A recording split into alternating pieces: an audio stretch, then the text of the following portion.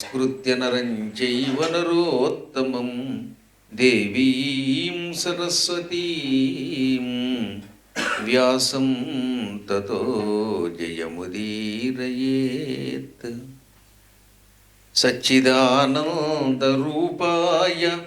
విశ్వోత్పత్యాదిహేతవే తాపత్రయ వినాశాయ శ్రీకృష్ణాయ వయం నమః. ఓం క్లీం కృష్ణాయ గోవిందాయ గోపీజనవల్లభాయ నమః. పరమాత్ముడికి గుణరూప కర్మములు లేవు. ఇప్పుడు నన్ను చూడగానే ఈ ముక్కు, కళ్ళు, చెవులు, నాలుక, చర్మం ఇవన్నీ కనపడుతున్నాయి. దీనికి రూపము అని పేరు. ఈ రూపంతో పాటుగా ఆ వ్యక్తిలో ఉన్న గుణములు కూడా ప్రవర్తనని బట్టి తెలుస్తాయి. సత్వము, రజస్సు, తమస్సు అని 3 రకాల గుణాలు ఉన్నాయి. ఈ గుణములు ప్రతి వ్యక్తిలో ఉంటాయి. త్రిగుణాలు ఉంటేనే ఆ వ్యక్తి ఉంటాడు, అవి లేకపోతే ఆ శరీరమే ఉండదు. కాబట్టి రూపముండి గుణం ఉన్నటువంటి వ్యక్తి ఏదో ఒక పని చేయకుండా ఉండలేడు. ఆఖరికి నిద్రపోవడము పని, తినడము పని. కాబట్టి ఏదో ఒక కర్మాచరణం చేస్తాడు. అందువల్ల గుణ రూప కర్మములు కలిగినటువంటి వాడిని జీవి అన్నారు. కానీ భగవంతుడికి మనలాగా ఒక రూపం లేదు, గుణం లేదు, కర్మ లేదు. అయినా ఆయన ఎలా పొందగలుగుతాం? పొందడానికే గుణరూప కర్మములు కలిగిన వాడిగా దిగి వస్తున్నాడు. దానికే సగుణ ఉపాసన అని పేరు. అగ్నిపురాణం ఏం చెబుతోంది? పుష్పం ఉంది, పువ్వు కనపడుతుందా లేదా మీకు చూడగానే?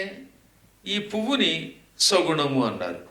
ఇందులోంచి వచ్చే వాసన ఉంది, అది తెలియదు, కేవలం ముక్కుతో పీల్చగలమే తప్ప వాసన ఎలా ఉంది అంటే ఎవడికి వాడే అందులో ఉన్నటువంటి దానిని ఆఘ్రాణించి పీల్చి చెప్పాలి. అబ్బాయి ఇది ఘాటుగా ఉందండి, లేక కమ్మగా ఉందండి, ఇదేదో మల్లె పువ్వులు తెలుస్తోంది వాసన బట్టే మనం చెప్పగలుగుతున్నాం. కాబట్టి పుష్పం సగుణం, వాసన నిర్గుణం. కాసేపట్లో మీ అందరికీ ఏదో ప్రసాదం పెడతారు అనుకుంటున్నాను, మీ అదృష్టం బాగుంటే. ఆ పులిహార ఉందే అది సగుణం. ఆ రుచి ఎవడికి కూడా అనుభవించి తెప్పవలసింది. ఆ రుచిని ఏమన్నారన్నమాట? నిర్గుణము అన్నారు. ఓహో, ఈ పదార్థం నోట్లోకి వెళ్ళగానే కాస్త పుల్లగా ఉంది, కారంగా ఉంది, లేక ఉప్పుగా ఉంది అని చెప్పగలుగుతున్నాం. రుచి వర్ణించగలుగుతాము కానీ రుచిని చూపించలేము. చూపించలేని రుచి ఏమో నిర్గుణం, పదార్థం సగుణం. ఇలా ఈ సృష్టి అంతా సగుణము నిర్గుణము అని 2 రకాలుగా ఉంటుంది. ఇంకా తేలిగ్గా చెప్పాలంటే ఇప్పుడు చెవి అని ఒకటి ఉన్నది. చెవి ఆ డొప్ప మీకు కనబడుతోంది. అందరికీ చెవులున్న కొంతమందికే పని చేస్తాయి. ఇప్పటికి కూడా కొంతమంది మహానుభావులకు మనం ఏదైనా చెబితే అర్థం కాదు, అంటాడు ఇలాగా. అయితే ఇందులో కొంతమందికి కొంచెం వినపడుతుంది, కొంతమందికి అసలు పూర్తిగా పుట్టుకతో ఏం వినపడకుండా పోతే అటువంటి వాడిని చెవిటివాడు అన్నారు. మేము 23లో వచ్చినప్పుడు ఆమ్స్టర్డామ్లో దిగ్గానే మా శిష్యులతో పాటు వచ్చాం. రకరకాల ప్రశ్నలు వేసింది ఆవిడ. ఓ ప్రశ్న విని సమాధానం చెప్పి 2వ ప్రశ్నకి అని చెవిలో చూపించాను. వెంటనే నవ్వేసి స్టాంప్ తీసి పంపేసింది. ఓహో, దీంట్లో ఈ లాభాలు ఉన్నాయని మా వాళ్ళకి అర్థమైంది. ఆవిడ చెప్పింది అర్థమవుతుంది. ఇన్ని ప్రశ్నలు ఎందుకు వచ్చింది, పవన్ జగదీష్ గారు పిలిచారు, ఆ ఇల్లు ఎక్కడ ఉంది, ఇన్ని రోజులు ఉంటాం, ఈ సమాధానం చెప్పడం ఎందుకనుకుని నేను కావాలని అన్నాను. వెంటనే పంపేసింది, నవ్వి మరీ పంపింది. పంపినవాడు కాస్త తెల్లగా బాగుంది కూడా. కాబట్టి ఎందుకు చెప్తానంటే నేను చెవి ఉన్నది ఒక్కోసారి ఏమవుతుంది, వినపడదు. ఈ చెవిని సగుణము అంటారు. వినడానికి లోపల ఇంద్రియార్థం అని ఒకటి ఉంటుంది. ఇంద్రియార్థం అంటే వినడానికి పనికొచ్చేటటువంటి పదార్థం, అది నిర్గుణం. సంస్కృతంలో 2 మాటలు చెప్పారు. చెవి ఇంద్రియం, వినికిడి శక్తి ఇంద్రియార్థం. నాలుక ఇంద్రియం, రుచి చూడడానికి మాట్లాడడానికి పనికొచ్చే శక్తి ఇంద్రియార్థం. ముక్కు ఇంద్రియం, వాసన చూడడానికి పనికొచ్చేదాన్ని ఇంద్రియార్థం అంటారు. కళ్ళు ఉంటాయి కొంతమందికి, కానీ కళ్ళల్లో చూసే శక్తి ఉండదు. కన్ను ఇంద్రియం, చూడటానికి పనికొచ్చేది ఇంద్రియార్థం. చర్మం ఇంద్రియం, స్పర్శ తెలిస్తే అది ఇంద్రియార్థం, లేకపోతే ఇంద్రియార్థం లేదు అంటాం. ఈ ఇంద్రియార్థములకే నిర్గుణము అని కూడా పేరు. కాబట్టి అందరిలో ఇంద్రియాలు ఉంటున్నాయి, కానీ సక్రమంగా పనిచేయకపోతే అది ఇంద్రియార్థం లేని పదార్థం అవుతుంది. భగవంతుడున్నాడే, ఆయన మనలాగా సగుణుడు అవగలడు, ఏ గుణము లేకుండా కేవలం వ్యాపించేటటువంటి నిర్గుణ పరబ్రహ్మము అవ్వగలడు. ఒక నిర్గుణుడిని మీరేం చూడగలుగుతారు? గాలిని చూడలేం. అగ్నిలో ఉన్న దాహక శక్తి అనుభవిస్తే కానీ తెలియదు, రుచి అనుభవిస్తే కానీ తెలియదు. కాబట్టి పంచభూతాల్లో కొన్ని కనబడతాయి, కొన్ని కనబడకుండా ఉంటాయి. కాబట్టి కనబడనటువంటి దానిని పొందడం కష్టము.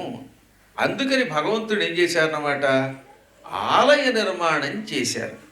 ఆలయంలో విగ్రహ రూపంలో ప్రతిష్ఠించారు. ఆలయం కట్టడానికి ప్రమాణాలు ఏర్పాటు చేశారు. అందులో విగ్రహానికి కూడా ఒక విధానం ఉన్నది. ఈ విగ్రహం చెక్కి అందులో పెట్టాక విగ్రహాన్ని సగుణము అన్నారు. కేవలం ఒక విగ్రహం పెడితే ఆ విగ్రహంలో ఏం ప్రయోజనం ఉండదు. వీళ్ళల్లో కూడా చాలా చోట్ల రకరకాల బొమ్మలు పెడుతున్నారు. ఈ బొమ్మలన్నీ మనకి ఏ ప్రయోజనం చేకూర్చవు. నేను పడుకునే గది నిండా కిటికీలో బోలెడు బొమ్మలు ఉన్నాయి. ఈ బొమ్మలు తెల్లవారులు మాట్లాడవు. కాబట్టి ఈ బొమ్మలు మనకి ప్రయోజనం చేకూర్చి పెట్టడానికి దానిలోకి భగవంతుని శక్తిని యంత్రము, మంత్రము, తంత్రము అనే మూడింటి ద్వారా ఆవాహన చేశారు. ఇది ఆవాహన అంటే. చూశారో లేదో, ఒక్కసారి పిల్లవాడు మంత్రం ద్వారా, యంత్రం ద్వారా ఆవాహన చేయగానే తల్లిలో తండ్రో కంగారెడ్డి వెళ్ళారా లేదా?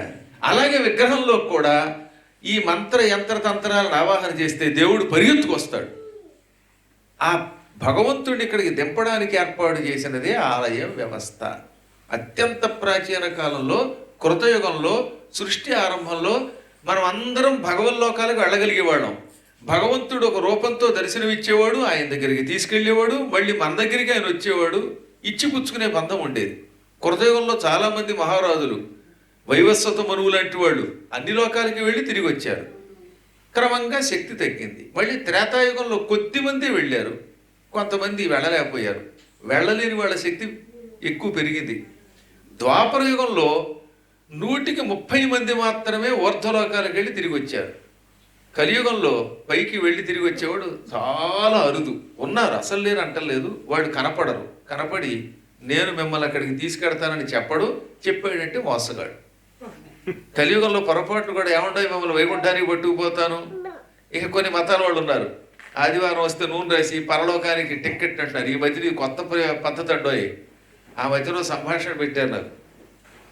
ఏమంటే నాకు ఇప్పుడు స్వర్గలోకానికి వెళ్ళడానికి, అక్కడికి వెళ్ళడానికి, హెవెన్కి వెళ్ళడానికి ఎంతండే అంటే 50,000 అన్నాడు. కానీ తగ్గించుకోకూడదు ఏంటంటే అన్నాడు వీడు.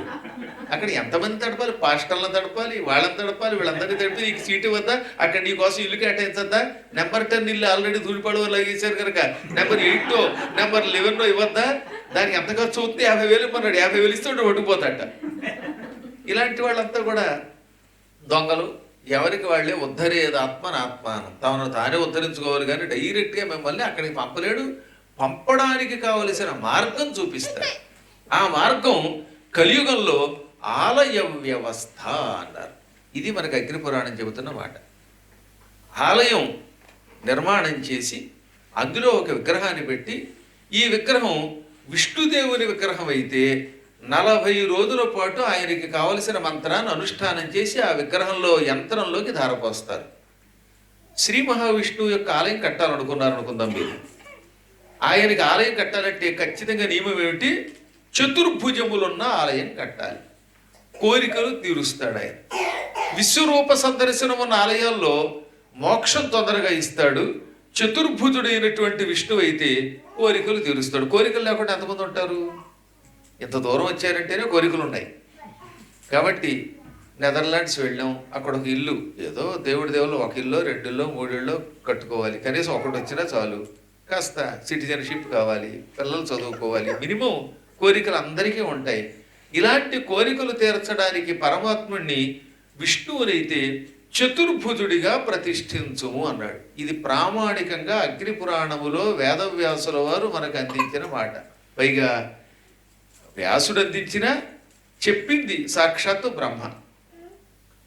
4 చేతుల్లో శంఖము, చక్రము, గద, పద్మం కానీ లేదా శంఖచక్రములతో పాటుగా అభయహస్తం ఒకటి, వరదహస్తం ఒకటి. ఒకటేమో భయం లేకుండా చూస్తే అభయము అంటారు, వరాలు ఇచ్చేదాన్ని వరదహస్తము అంటారు. ఇలాంటి చేతులు కానీ, లేదా శంఖము చక్రము గదతో పాటుగా పద్మం లేకుండా ఒక చేత్తో అభయం ఇచ్చే ముద్ర కానీ, ఓ చేతిలో పద్మం ఉండే కానీ ఇలాంటి విగ్రహాన్ని తయారు చేయించుకోవాలి. ఈ విగ్రహాన్ని ప్రతిష్టకు ముందు 40 రోజులకి తక్కువ కాకుండా దానిలోకి మంత్రాన్ని ఆవాహన చెయ్యాలి. అనగా ఒక విగ్రహాన్ని ప్రతిష్ఠించే ముందు 40 రోజుల ముందు తీసుకురావాలట మన గుడికి. నేను చెప్పేది పూర్తిగా ఇటుకలతో కానీ లేకపోతే రాళ్లతో కానీ శాస్త్రోక్తంగా తయారు చేసినటువంటి ఆలయాల్లో.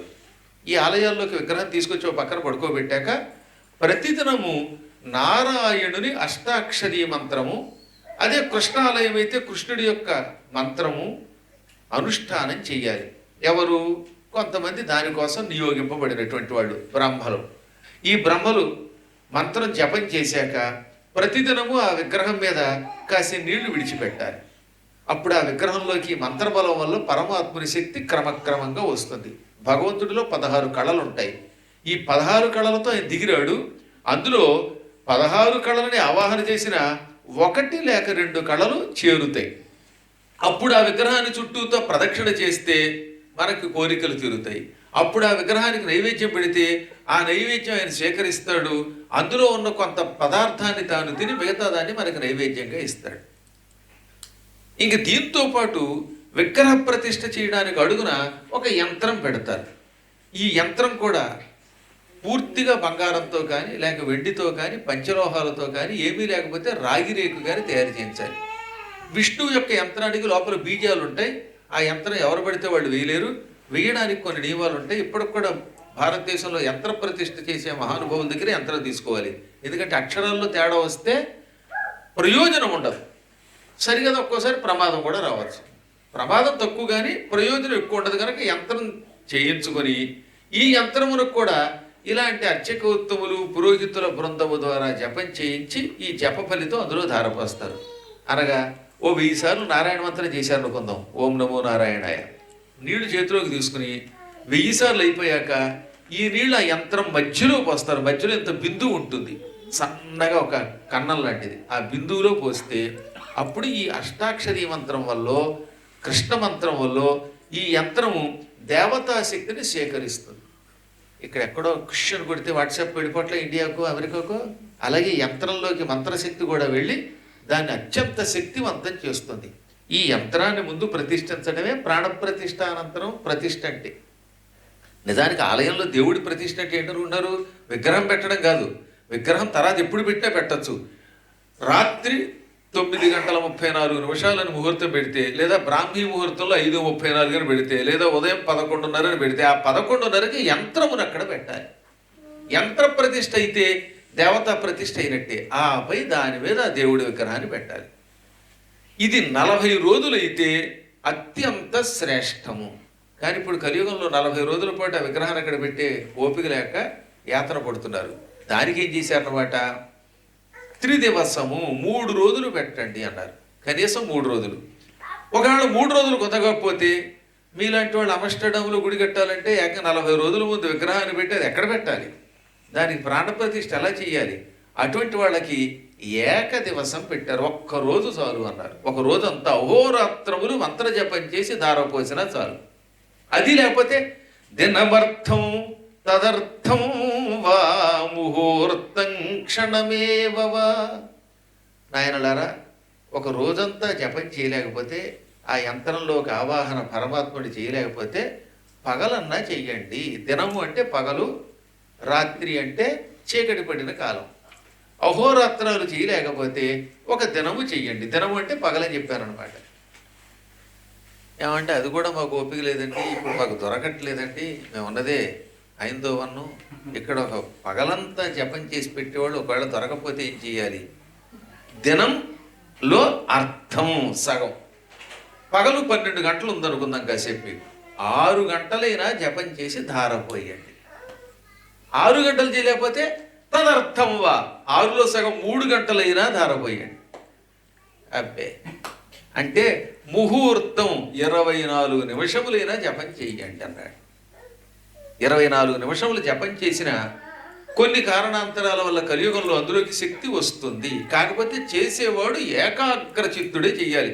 జపం చేస్తున్నంతసేపు మంత్రం మీద యంత్రం మీద తప్ప ఇంక దేని మీద దృష్టి ఉండకూడదు. టీ పెడుతున్నారా, కాఫీ పెడుతున్నారా, పక్కన పిల్లలు అరిచారా, వీటి మీద దృష్టి ఉంటే జప ఫలితం ఉండదు. అందుకని ఎక్కువసార్లు చేయమన్నారు.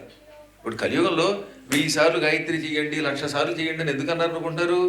1,00,000 గాయత్రి జపం నిజంగా ఏకాగ్ర చిత్తుడే చేస్తే వాడు ఏదంటే అది అయిపోతుంది. ఇల్లు వస్తుందంటే క్షణాల్లో వస్తుంది, పోతుందంటే పోతుంది. 1,00,000లో 1, 2 మనం మనస్సు లగ్నం చేస్తున్న మీద అదంతా గాలి కొట్టుకుపోతుంది. పూజలో కూర్చున్నంతసేపు నిజంగా కూర్చుంటారా? ఓ పక్కన ఆచమ్య ఆచమనం, అక్కడ పక్కన వాట్సాప్లో after 5 minutes I will call. ఆచమయ్య అన్నప్పుడు గోవిందాయ నమః లేదు, కేశవాయ నమః లేదు, పోయింది. ఇక్కడే వాట్సాప్ మాట్లాడుతూ ఉంటే ఇంకా జపం మీద ఏం దృష్టి ఉంటుంది చెప్పండి? అందువల్ల ఏమిటంటే ఓ 1000 సార్లు, 108 సార్లు, 1,00,000 సార్లు చేయండి. ఆయన చేస్తే ఒక్కసారైనా మంత్రము చేస్తున్నప్పుడు ఆ మంత్ర అధిష్టాన దేవత మీద, మంత్రం మీద మనస్సు లగ్నమైతే అది నిన్ను రక్షిస్తుంది అన్నారు. నిజంగా 108 పర్యాయములు జపం చేసేవాడు 108 సార్లు పూర్తిగా ఇంకెక్కడికి వెళ్లకుండా మనస్సును లగ్నం చేసి ఏకాగ్ర చిత్తుడై జపం చేయగలిగితే అపూర్వమైన వాక్సిద్ధి వస్తుంది, వాక్శుద్ధి వస్తుంది. అది చేయటం కలియుగంలో చాలా కష్టం. ఇంతవరకు నేను ఏ దేశానికి వెళ్ళినా, ఆస్ట్రేలియా వెళ్ళినా, అమెరికా వెళ్ళినా, ఇంగ్లాండ్ వెళ్ళినా, ఈ యూరప్ కంట్రీస్కి వెళ్ళినా, ఏషియా కంట్రీస్కి వెళ్ళినా, ఏమంటే మేము జపం చేస్తుంటే పట్టుమని ఒక సెకను కూడా నిలబడటం లేదు మనస్సు అన్నవాళ్ళు ఎక్కువ మంది ఉన్నారు. ఏదో మీలాంటి పుణ్యాత్ములు ఉంటారులేండి, వీళ్ళు గంట అయినా ఏకాగ్ర చిత్తులే జపం చేస్తే చెయ్యి ఉండొచ్చు. కానీ ఎక్కువ మందికి మనస్సు నిలకడగా ఉండడం లేదట. అందుకని చెయ్యండి, చేయగా ఎక్కడో చోట లగ్నం అవుతుంది, ఆ ఫలితం ఉంటుంది. అందువల్ల కనీసం 24 గంటలు జపం చేసి 24 నిమిషాలైనా జపం చేసి యంత్రానికి ధారపోయాలి. ఆ యంత్ర ప్రతిష్ఠ చెయ్యాలి. ఆ తర్వాత దాని మీద విగ్రహాన్ని పెట్టాలి. విగ్రహాన్ని పెట్టిన తర్వాత దానికి కళ్ళకి మైనం కానీ లేకపోతే కొన్ని రకాలైనటువంటి కదలిక లేనటువంటి పదార్థాలను కానీ పెడతారు. పూర్వకాలంలో చెట్టు బెరడు కూడా పెట్టేవారు. కొంతమంది కళ్ళ గంతలు కట్టేవారు. విగ్రహం పెట్టాక మంత్రం ఒకటి ఉంటుంది ప్రత్యేకంగా, దానికి పూర్తిగా ప్రాణప్రతిష్ఠా మంత్రము అని పేరు. ఆ మంత్రం చదువుతూ నేత్రోన్మీలనము అంటే కళ్ళు విప్పుట, నేత్ర అంటే కన్ను, ఉన్మీలనము తెరుచుట. ఉన్మేషము అన్న ఉన్మీలనము అన్న తెరవబడుట అని అర్థం అనమాట. మీరు లలితా సహస్రనామం చదువుతారా? ఉన్మేష నిమిషోత్పన్న విపన్న భువనావళి, అది ఒకటే సమాసం, మధ్యలో ఆపకంటే. ఉన్మేష నిమిషోత్పన్న అంటే అమ్మవారు పారిపోతుంది. ఉన్మేష నిమిషోత్పన్న విపన్న భువనావళి. ఉన్మేష అంటే కన్ను తెరిచింది. అప్పుడు ఏమయ్యాయితే అమ్మవారు కన్ను తెరిస్తే ఉత్పన్న పుట్టబడిన భువనావళి లోకములు కలది. అంటే అమ్మవారు కన్ను తెరిస్తే ఇన్ని లోకాలు పుట్టాయి.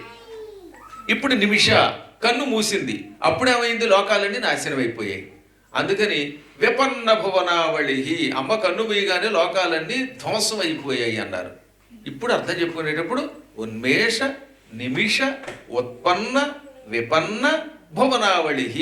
భువనావళి సమస్త లోకములు, ఆవళి అంటే వరుస, భువన ఆవళి అంటే లోకముల సమూహం. అమ్మ కన్ను తెరిస్తే ఉత్పన్న, నిమిష అంటే కన్ను మూస్తే విపన్న నాశనము అయ్యాయి.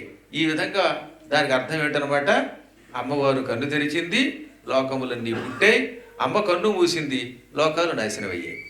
అందువల్ల ఈ ఉన్మీలనము, ఉన్మేషము ఇటువంటి పదాల అర్థం తెలుసుకోవాలి. విగ్రహ ప్రతిష్ఠ అయ్యేదాకా కళ్ళని మైనంతో కానీ గుడ్డతో కానీ కప్పేయాలి. ఇప్పుడు మంత్రానుష్ఠానం చేస్తూ శరీరంలోకి ఎలా అయితే మనం ఇంద్రియాల చైతన్యం తెచ్చుకుంటున్నామో అలాగే దేవతలకి దర్భలతో తయారు చేసిన ఒక కూర్చి ఉంటుంది. దర్భలతో తయారు చేసిన ఒక తాడుని కూర్చి అంటారు. ఆ కూర్చిని పంచద్రవ్యాలు కానీ లేదా వట్టివేళ్ళు మొదలైన సుగంధ ద్రవ్యాల్లో కానీ ఉంచి శిరస్సు, కళ్ళు, చెవులు, ముక్కులు ఇలా విగ్రహానికి తాకిస్తూ మంత్రోచ్చారణ చేసి అప్పుడు కళ్ళెప్పగానే అందులోకి పరమాత్మ శక్తి వస్తుంది. ఇందాక చెప్పింది విష్ణువు గురించి చెప్పాను కాబట్టి విష్ణు అందులో వచ్చి కూర్చుంటాడు. పూర్తి శక్తితో కూర్చోడు. పూర్తి శక్తితో కూర్చుంటే మనం భరించలేము. ఆయనకున్న 16 కళలలో మన శ్రద్ధను బట్టి 1 లేక 2 కళలు మాత్రమే ఉంటాయి. 6 కళల కంటే ఎక్కువ కళలు ఉన్నవి స్వయంభూ విగ్రహాలు. అందుకే తిరుపతి కొండ మీద ఉన్నటువంటి స్వామివారు మొదలైనటువంటి విగ్రహాలు స్వయంభూ విగ్రహాలు కనుక శక్తి ఎక్కువగా ఉంటుంది. మానవ ప్రతిష్ఠిత విగ్రహాలలో 1 నుంచి 2 కళల వరకు మాత్రమే చేరుతాయి. ఇంకా అక్కడి నుంచి మనం పిలిస్తే పలకడం మొదలు పెడతాడు, ఆర్తితో పిలిస్తే పలుకుతాడు ఆయన. అందుకే ఆయనకి తప్పనిసరిగా ఆ రోజు నుంచి ఉపచారములు చెయ్యాలి. ఈ ఉపచారములు మొదటి రోజు ఏది మొదలు పెడితే చివరి దాకా దాన్ని కొనసాగించాలి. అందుకే ప్రతిష్ఠ చేసేవాడు కొంచెం జాగ్రత్తగా ఉండాలి. ఏమిటది? మహానైవేద్యం అనేది మీరు అలవాటు చేశారా, ఇంకా విగ్రహానికి యావజ్జీవితం చేయవలసింది. అందుకే ప్రారంభంలోనే అక్కడ ఏమని చెబుతారంటే, స్వామి మేము వాయు ప్రతిష్ఠ చేస్తున్నాం అనగా ఎవరైనా ముట్టుకోవచ్చును, ఏదైనా నైవేద్యం పెట్టవచ్చును, ఒకవేళ కుదరకపోతే నైవేద్యం పెట్టము అని సంకల్పం చెబుతారు. దానికి వాయు ప్రతిష్ఠ అని పేరు. దానివల్ల లాభం ఏంటో తెలిసిన, కొన్ని గుళ్ళు ఉన్నాయి అందరూ స్వయంగా అభిషేకం చేసుకోవచ్చు, అందరూ స్వామిని ముట్టుకోవచ్చు, వాళ్ళకి తోచింది నైవేద్యం పెడతారు, ఒకవేళ పెట్టలేకపోతే కొంపములకదు. ఈ అలవాటు చేస్తే స్వామివారు దానికి అలవాటు పడతాడు, ఆ కళ అలాగే అలవాటు పడుతుంది. కానీ ఒకసారి అలా కాకుండా అర్చకుల చేతనే అర్చన చేయిస్తాము, ఈ రోజు నుంచి మేము మహానైవేద్యం పెడతాము, ధూపం దీపం మొదలైనవి ఇస్తాము అన్నామా, ఇక యావజ్జీవితం దానికి అలా చేయాలి. చేయకపోతే దోషం అవుతుంది. అందుకే మనం చేసే ముందే ఆలయ ప్రతిష్టలో ఈ రెండింటిలో దేనికి మనం సౌలభ్యాన్ని ఎంచుకుంటున్నామో చెయ్యండి. ఇప్పుడు మా గుళ్ళు మాకు చాలా పెద్ద విశాలమైన పీఠాలు కాబట్టి ఈ చివరి నుంచి ఆ చివరి దాకా ఉంటాయి కాబట్టి అందులో సత్యధర్మేశ్వరుణ్ణి పద్మేశ్వరుణ్ణి పెట్టాం. అది ఎవరైనా ముట్టుకుని చెయ్యొచ్చు. పద్మేశ్వరుడు ఉన్నాడు, చొక్కా విప్పి పంచె కట్టుకుని పైన కడ్డువా వేసుకుని అభిషేకం చేసేవాడు స్వయంగా చేయొచ్చు. సత్యధర్మేశ్వరుడి దగ్గర ఆ నియమం లేదు, ఎవడు ఏ రూపంలో ఉన్నా వాడు ముట్టుకోవచ్చు. ధూళి దర్శనం కూడా చేసుకోవచ్చు, అనగా నడిచొచ్చి ఆ కుళ్ళు గుడ్డలతో కూడా వాడు దర్శనం చేసుకోవచ్చు. అలాంటివి కొన్ని ఉన్నాయి. ఇప్పుడు ద్వారకా తిరుమల నడిచి వెళ్ళామనుకోండి, స్నానం చేయకుండా ధూళి దర్శనం ఆ బట్టలతో దర్శనం చేసుకోవచ్చు అనమాట. అలాగే కాళహస్తితో లేకపోతే శ్రీశైలం నడిచి వెళ్ళిన వాళ్ళు నడిచి వెళ్ళినప్పుడు ఆ ప్రభావం ఉంటుంది కనుక స్నానం చేయకుండా దర్శనం చేసుకుని ఆ తర్వాత అభిషేకాలకి వాటికి వెళ్ళేటప్పుడు స్నానం చేసి వెళ్ళొచ్చు. ధూళి దర్శనం అని ఒకటి ఉన్నది. కొన్ని ఆలయాల్లో ఉండొచ్చు అలా, ఇప్పుడు కొన్ని ఆలయాల్లో ఉన్నాయో లేదో మాకు తెలియదు, కానీ ధూళి దర్శనం ఇప్పటికి కూడా ఉన్నది. మీకు వీలుంటే ద్వారకా తిరుమల వెళ్ళినప్పుడు నడిచి వెళ్ళినప్పుడు అక్కడ ప్రధాన అర్చకుల వారిని అడగండి, చెబుతారు ఆ విషయాన్ని. అర్చకుల వారు అటువంటి విషయాలు బాగా చెబుతారు. అలాంటి వాటికి ప్రాధాన్యం ఇస్తే ఎవరైనా వెళ్ళగానో దర్శనం చేసుకోవచ్చు. ఇప్పుడు మా అమ్మవారి గుడి ఉంది, అమ్మవారి గుడిలోకి అలా ఎవరు వెళ్ళడానికి వీల్లేదు. ఎందుకంటే మేము యంత్ర ప్రతిష్ఠ చేస్తున్నప్పుడు మహానైవేద్యము అర్చకులు మాత్రమే లోపలికి వెళ్ళి అభిషేకము అర్చన చేసే నియమం పెట్టాం. అందుకని ముగ్గురు అమ్మవారి దగ్గరికి మాత్రం అందరూ వెళ్ళరు, వాళ్ళే వెడతారు. అర్చకులు మాత్రమే వెడతారు, ఆ ఇద్దరు లేదా గురువు గారు పవిత్రంగా ఉన్నప్పుడు వెళ్ళి అభిషేకం చేస్తారు. సత్యనారాయణ స్వామి ఆలయం ఉన్నది, దానికి కూడా అలాగే చేసాం. దానికి ధ్వజస్తంభం ఉంటుంది. అందుకని అమ్మవారికి సత్యనారాయణ స్వామి వారికి ధ్వజస్తంభం ఉండి నియమనిష్టలతో కూడిన ప్రతిష్ఠ చేయటం వల్ల కేవలం అర్చకులే లోపలికి వెళతారు. నిత్యం నైవేద్యం పెట్టవలసిందే. ఆ నైవేద్యం యావజ్జీవితం దాన్ని కొనసాగించవలసిందే. చాలా రోజుల క్రితం తమాషా జరిగింది. నేను కాశీలో ఉన్నాను, మా అమ్మవారు నాకు కల్లో కనపడి, అది కలో తెలీదు స్పృహ తెలియట్లా, ఇవాళ నాకు నైవేద్యం పెట్టలేదు అని చెప్పింది. ఇదేంట్రా మా సాయి ఉండగా ఇలా జరగదే అని వెంటనే ఫోన్ చేస్తే వెంటనే వాడిని ఎందుకు చెప్పాడు. ఎందుకని ఈరోజు ఎందుకో పొరపాటు నేను లేనండి, మా అమ్మని పెట్టమని ఆవిడ మర్చిపోయిందండి అని. అడగండి, కావాలంటే ఇక్కడే ఉన్నాడు ప్రధాన అర్చకులు వారు. ఎక్కడో కాశీలో ఉంటే ఒక్కసారి అనమాట ఈ పూట నాకు నైవేద్యం పెట్టలేదని నాకు చెప్పడం ఏమిటి. నేను వెంటనే ఫోన్ చేస్తే నేను లేనంటే అమ్మని పెట్టమన్నాను, ఎందువల్ల మర్చిపోయినట్టుందని ఆవిడ అడిగితే పెట్టలేదన్నారు. అంటే అమ్మవారు ఎంత శక్తివంతమైందో ఆలోచించండి. ఆ రోజు నుంచి ఈ రోజు వరకు ప్రతిదినం వాడు కంగారు పడి పెట్టకపోతే నాకు కంప్లైంట్ చేస్తుంది వాడు. అది ఇంత స్పష్టంగా జరిగింది. ఆ ఎఫెక్ట్ వల్ల పెళ్లి కుదిరి అయిపోయింది. దానికి ఓ సంబంధం దగ్గర దాకా వచ్చి అయిపోయింది. ఇప్పుడు 2020 అంటే మావాడే కాబట్టి చెప్తున్నాను ధైర్యంగా, బయట వాళ్ళేది చెప్పం. కానీ 2025లో రేపు 26వ తారీఖు నాడు, 25 సంవత్సరం 26వ తారీఖు నాడు పెళ్లి, రేపు 26ని. ఇక్కడ నుంచి వెళ్ళగానే పెళ్ళి ఆయనకి. ఆ పెళ్లికి కిళ్ళి అంటే తాంబూలం ఇచ్చి వచ్చారు. మీ అందరినీ మళ్ళీ మళ్ళీ రమ్మని కూడా పిలుస్తున్నారు. ఆయన వచ్చిన వాళ్ళకి భోజనం పెడతాడు, మీరు ఏమన్నా కానుకలు తెస్తే పుచ్చుకుంటాట. అది వేరే విషయం. ఎంత ఆశ్చర్యంగా ఉందంటే ఇప్పటికి కూడా చాలా మంది నమ్మలేకపోతున్నారు అనమాట. అమ్మవారు నాకు చెప్పింది ఇదేమిట్రా బాబు ఎందుకు జరిగింది అంటే జరిగిందని చెప్పాడు ఆయన. అంతే, ఆయన మంచివాడు కాబట్టి చెప్పాడు, నిజం ఒప్పుకున్నాడు. లేకపోతే నేను పెట్టానంటే ఏం చెప్తాం, అవునా? యంత్ర ప్రతిష్టలో అంత గొప్ప శక్తి ఉన్నది. కాబట్టి ఆలయాల్లో భగవంతుడు ఉన్నాడు. కలియుగంలో ఒక నియమం ఉన్నది, ఇదే శ్లోకం దేవీ భాగవతంలో కూడా ఉంది. దేవీ భాగవతంలో 9వ స్కంధంలో ఉంటుంది. కలేహ పంచసహస్రంచ వర్షం స్థిత్వా తు భారతే. కలియుగంలో ప్రారంభమైన 5000 సంవత్సరముల తరువాత భూలోకంలో ఉన్న ఆలయాలలో ఉన్న దేవతల విగ్రహాలలో దేవతల శక్తి ఉపసంహరింపబడుతుంది. కొంచెం జాగ్రత్తగా వినండి. ఇది 5125 ఏళ్ళు గడిచింది. రేపు 126 రాబోతుంది. అవునా? ఇప్పటికి కలియుగం ప్రారంభమై 5125 ఏళ్ళు పూర్తయింది. ఇది 5125వ సంవత్సరం. అందుకే పంచాంగంలో కలియుగాబ్ది 51-25 అంటారు. దీనికి గణన ఎలాగా అంటే కృష్ణుడు అవతారం చాలించడంతో మొదలయ్యింది. ఏ దినమున వైకుంఠుడు, ఏ దినమున వైకుంఠుడు మేదినిపై దాల్చినట్టి మేలు విడచినాడా దినమున అశుభ ప్రతిపాదకమగు కలియుగంబు ప్రాప్తం వయ్యం. భాగవతం ప్రథమ స్కంధంలోదండి ఇది. పోతన గారి మధ్య ఇప్పుడు చదివింది, మళ్ళీ ఎవరిదో కాదు. శ్రీకృష్ణ పరమాత్ముడు దుష్ట శిక్షణ శిష్ట రక్షణ కోసం భూమి మీద అవతరించాడు. 125 ఏళ్ళు ఉన్నాడు. ఆయన శరీరం విడిచిపెట్టడంతో లోకంలో అధర్మాన్ని ప్రబలపరిచేటటువంటి కలియుగ ధర్మం ఆవిర్భవించింది. కలిపురుషుడు కాసు కూర్చున్నట్ట. ఎప్పుడు కృష్ణుడు అవతారం చాలిస్తాడా, ఎప్పుడు భూమిని ఆక్రమిద్దామా అని కాచుకొని ఆయన అవతారం చాలించగానే టక్కన భూమిని పట్టుకున్నాడు. అందుకని ఇప్పుడు భూమి మీద 90% మంది కలిపురుషుడి ప్రభావానికి లొంగిపోయారు. ఆ 10% మీలాంటి వాళ్ళు పురాణం వినడానికి వస్తారన్నమాట. వెదర్ ఎలా ఉన్నా నెదర్లాండ్స్లో పురాణం వినడానికి వచ్చారంటే మిమ్మల్ని కలిపురుషుడు ఎక్కువ పట్టుకోలేదు. మిమ్మల్ని 90% విడిచిపెట్టి 10% పట్టుకున్నాడు. ఆ 10% పట్టుకున్నాడు కాబట్టి అప్పుడప్పుడు పురాణం మానేస్తున్నారు. పూర్తిగా పట్టుకుంటే మళ్ళీ కష్టం కదా. ఈ కలిపురుషుడు సరిగ్గా నేటికి 5125 ఏళ్ల క్రితం పట్టుకున్నాడు. అప్పటి నుంచి కలియుగం ప్రారంభమైంది. అంటే 125 ఏళ్ల క్రితం నుంచి ఈ భూలోకంలో ఉన్న ఆలయాలలో ఏం జరుగుతోంది? రాత్రిపూట అర్చకుడు తలుపు ముయ్యగానే, తాళం వేయగానే అందులో ఉన్న విగ్రహంలో ఉన్న పరమాత్మ శక్తి వెళ్ళిపోతుంది.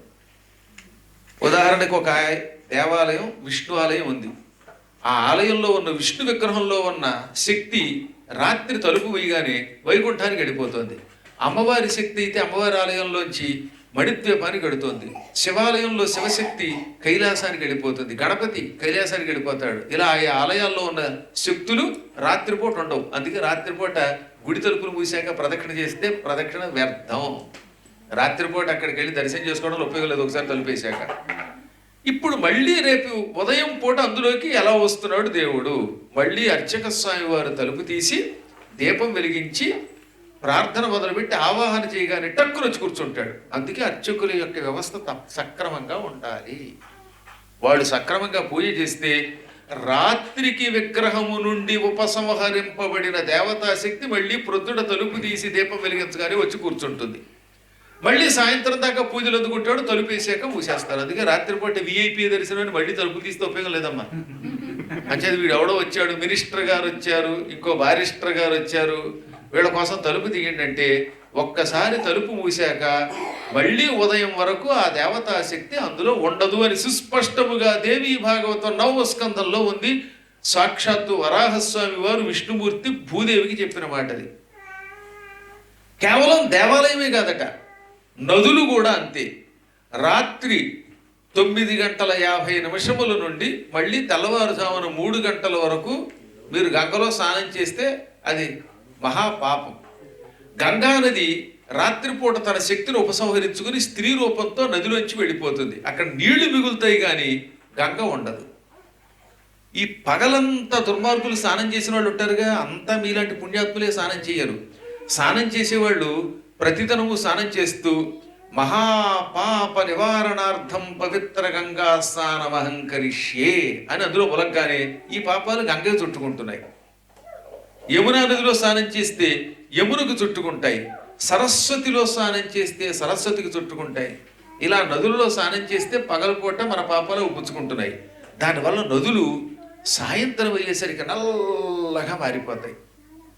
అప్పుడు ఈ నదులు ఒకసారి బ్రహ్మదేవుడి దగ్గరికి వెళ్ళి, ఈ భయంకర పాపాలు మేము తట్టుకోలేకపోతున్నాం, నీచాతి నీతులు, క్షుద్రులు, క్రూరులు, అల్పులు అయిన దుర్మార్గులు స్నానం చేసి ఆ పాపాలు మాకు అంటగడుతున్నారు, ఈ పాపాల వల్ల మా జీవితం వ్యర్థమైపోతుంది, మేము ఇప్పుడు ఈ పాపం నుంచి ఎలా విముక్తి పొందాలి అని బ్రహ్మను అడిగితే అప్పుడు ఆయన అన్నాడు, కలియుగంలో శ్రీశైలారణ్యాలలో కుక్కుటుడు అని ఒక మహర్షి ఉన్నాడు. శ్రీశైలారణ్యాల్లో ఈ కుక్కుట మహర్షి పరమ గురుభక్తి కలిగిన వాడు.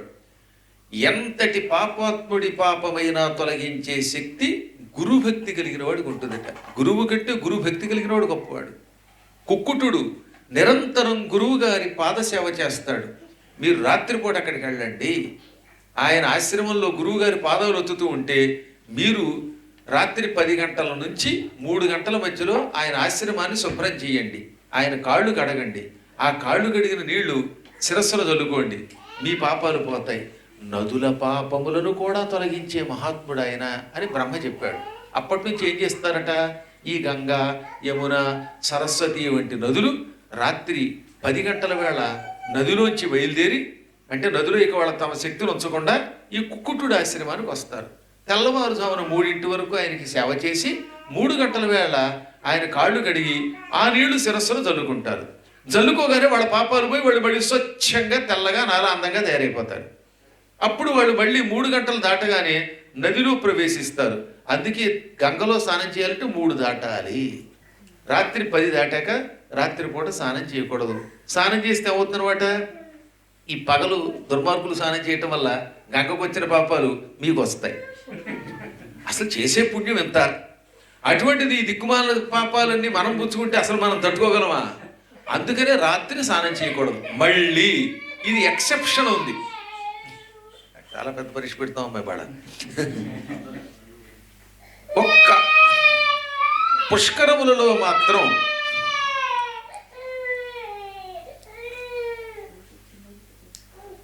పుష్కరాలలో 12 రోజులు ఈ నియమం లేదు. భగవంతుడు ఏం చేశాడనమాట, పుష్కరాల సమయంలో ఈ పాపం లేకుండా వరం ఇచ్చాడు. అందుకే రాత్రి కూడా స్నానం చేసే అవకాశం ఒక్క పుష్కరాల్లో ఉంటుంది. మళ్ళీ కుంభమేళా సమయంలో కూడా ఈ పాపాత్ముల పాపాలు అంటావు. ఎందుకంటే 3,000,000 దేవతలు అందులో ఉంటారు. 3.5 కోట్ల ఊర్ధ్వలోకాల్లో ఉన్న బ్రహ్మాది లోకాలలో ఉన్న నదులు కూడా అందులో చేరతాయి. అందుకని కుంభమేళాలు, పుష్కరములు, మకర సంక్రమణం వంటి పర్వదినములు, గ్రహణముల కాలములో మాత్రం ఈ బాధ లేదు. మిగతా కాలములలో రాత్రిపూట నదులలో స్నాన నిషేధం. ఈ దేవతలు అక్కడికి వెళ్ళిపోతారు. దేవతలు అందులో ఉండటం లేదు నదుల్లో, సముద్రుడు సముద్రంలో ఉండడు, ఆలయాల్లో ఉన్న దేవతా విగ్రహాలు తమ లోకాలకు వెళ్ళిపోతున్నాయి. అందువల్లే ఆ సమయంలో దర్శనం వ్యర్థము అన్నారు. ఇప్పుడు మనం అందుకే ఆలయాలు కట్టాక రాత్రి తప్పనిసరిగా 10 గంటలు దాటితే మూసేయాలి. నేను ముందే చెప్పాను. మళ్ళీ మినహాయింపు ఉంది. ఎప్పుడు వార్షికోత్సవాలు జరుగుతాయి కదా, ప్రతిష్టా మహోత్సవాలు, అప్పుడు బ్రహ్మోత్సవాలు, ఈ శరత్కాలము, సంక్రమణము, ఇటువంటి కాలములలో తప్ప మిగతా కాలంలో ఎట్టి పరిస్థితుల్లో రాత్రి మూసి మళ్ళీ తెల్లవారుజామున తీయాలి. తీయగానే అర్చక స్వామి వారు ఆవాహన చేస్తే అందులోకి వచ్చి కూర్చుంటుంది ఆ శక్తి. అందుకని ఆలయం తప్పనిసరిగా అర్చక వ్యవస్థతో సక్రమంగా సాగాలి. ఎప్పుడు ప్రాణప్రతిష్టతో, యంత్ర ప్రతిష్టతో, కేవలం నియమనిష్టలతో కూడిన ఆలయాలు ప్రతిష్ఠించినప్పుడు, వాయు ప్రతిష్ఠ అంటే ఎవరైనా వచ్చి ముట్టుకోవచ్చు, ఎవరైనా నివేదన చేయొచ్చు అని ప్రతిష్ఠిస్తే దానికి ఈ నియమం లేదు. అర్చకుడు రావక్కర్లా, తలుపు తీయక్కర్లేదు. అందుకే కలియుగంలో చాలా గుళ్ళు ఏం చేస్తారు, ముఖ్యంగా రామాలయాలు అంత ఆడామగానే తేడా లేకుండా వెళ్ళి ముట్టుకోవచ్చు, అభిషేకం చేసుకోవచ్చు. ఇంకా శివలింగం అయితే ఈ లింగములలో కూడా అనేక లింగములు ప్రతిష్ఠ చేసుకునే అవకాశం మనకి శివపురాణం ఇచ్చింది. మేము మొయ్యడానికి కుదరలేదు, తేలేదు. ఎందుకంటే మాతో పాటు మాకు 30 కేజీలే ఇచ్చాడు. పైగా గురువు గారి చేత బరువు పోయిస్తారు. మళ్ళీ లేకపోతే ఎందుకు వచ్చింది గొడవ అని ఆర్డర్ అక్కడ పెట్టుకోమన్నాం. తేట తెలుగులో కొన్ని శ్లోకాలు ప్రామాణికంగా ఇస్తూ మొత్తం శివపురాణం అంతా నేను రాశాను. భగవంతుడు నాకు ఇచ్చిన 2-3 వరాల్లో అనువాదం చేయటం ముఖ్యమైంది. గరుడ పురాణం చూశారు కానీ అది గీతా ప్రెస్కి ఇచ్చాం. శివపురాణం శ్రీశైల దేవస్థానం వారి కోసం రాశాను. శ్రీశైల ప్రభ అని ఒక పత్రిక ఉంది, చూసారా మీరు? ఆ శ్రీశైల ప్రభలో నేటికి 12 సంవత్సరములుగా రెగ్యులర్గా శివపురాణం సీరియల్గా వస్తుంది. అందులో రాసేసిన తర్వాత నేను దాన్ని మొదటి భాగం, 2వ భాగం ఇక్కడికి ఇచ్చాం. ఇక 3వ భాగం, 4వ భాగం మిగిలాయి. అవి కూడా వస్తే సంపూర్ణ శివపురాణం 24 శ్లోకాలతో వస్తుంది. ఇలా సంక్షిప్తంగా ఉండదు, పూర్తిగా వ్యాఖ్యానంతో ఉంటుంది. అద్భుతమైన పురాణం. అంటే వీటిల్లో సగం కట్ చేసి ఇచ్చారు, ఇది మిగతా ప్రెస్ వాళ్ళు ఇచ్చినవి. అది అలా కాకుండా మీకు ఏ అనుమానం లేకుండా చేశాం. అందులో చెప్పాడు ఏ ఇంట్లో అయినా ఒక శివలింగం ఉండవలసిందే. ఆలయాలలో అయితే మరకత లింగము, శిలాలింగము, మళ్ళీ ఆ శిలాలింగాల్లో కూడా నర్మదా బాణలింగం అని ఒకటి ఉంటుంది. నర్మదా బాణలింగం అంటే నర్మదా నదిలో కొట్టుకొచ్చి రాళ్ళు. ఇప్పుడు మా పీఠంలో ఉన్న సత్యధర్మేశ్వరుడు బాణలింగం అన్నమాట. ఈ బాణలింగము, రసలింగము, స్పర్శలింగము, పరుసువేది లింగము.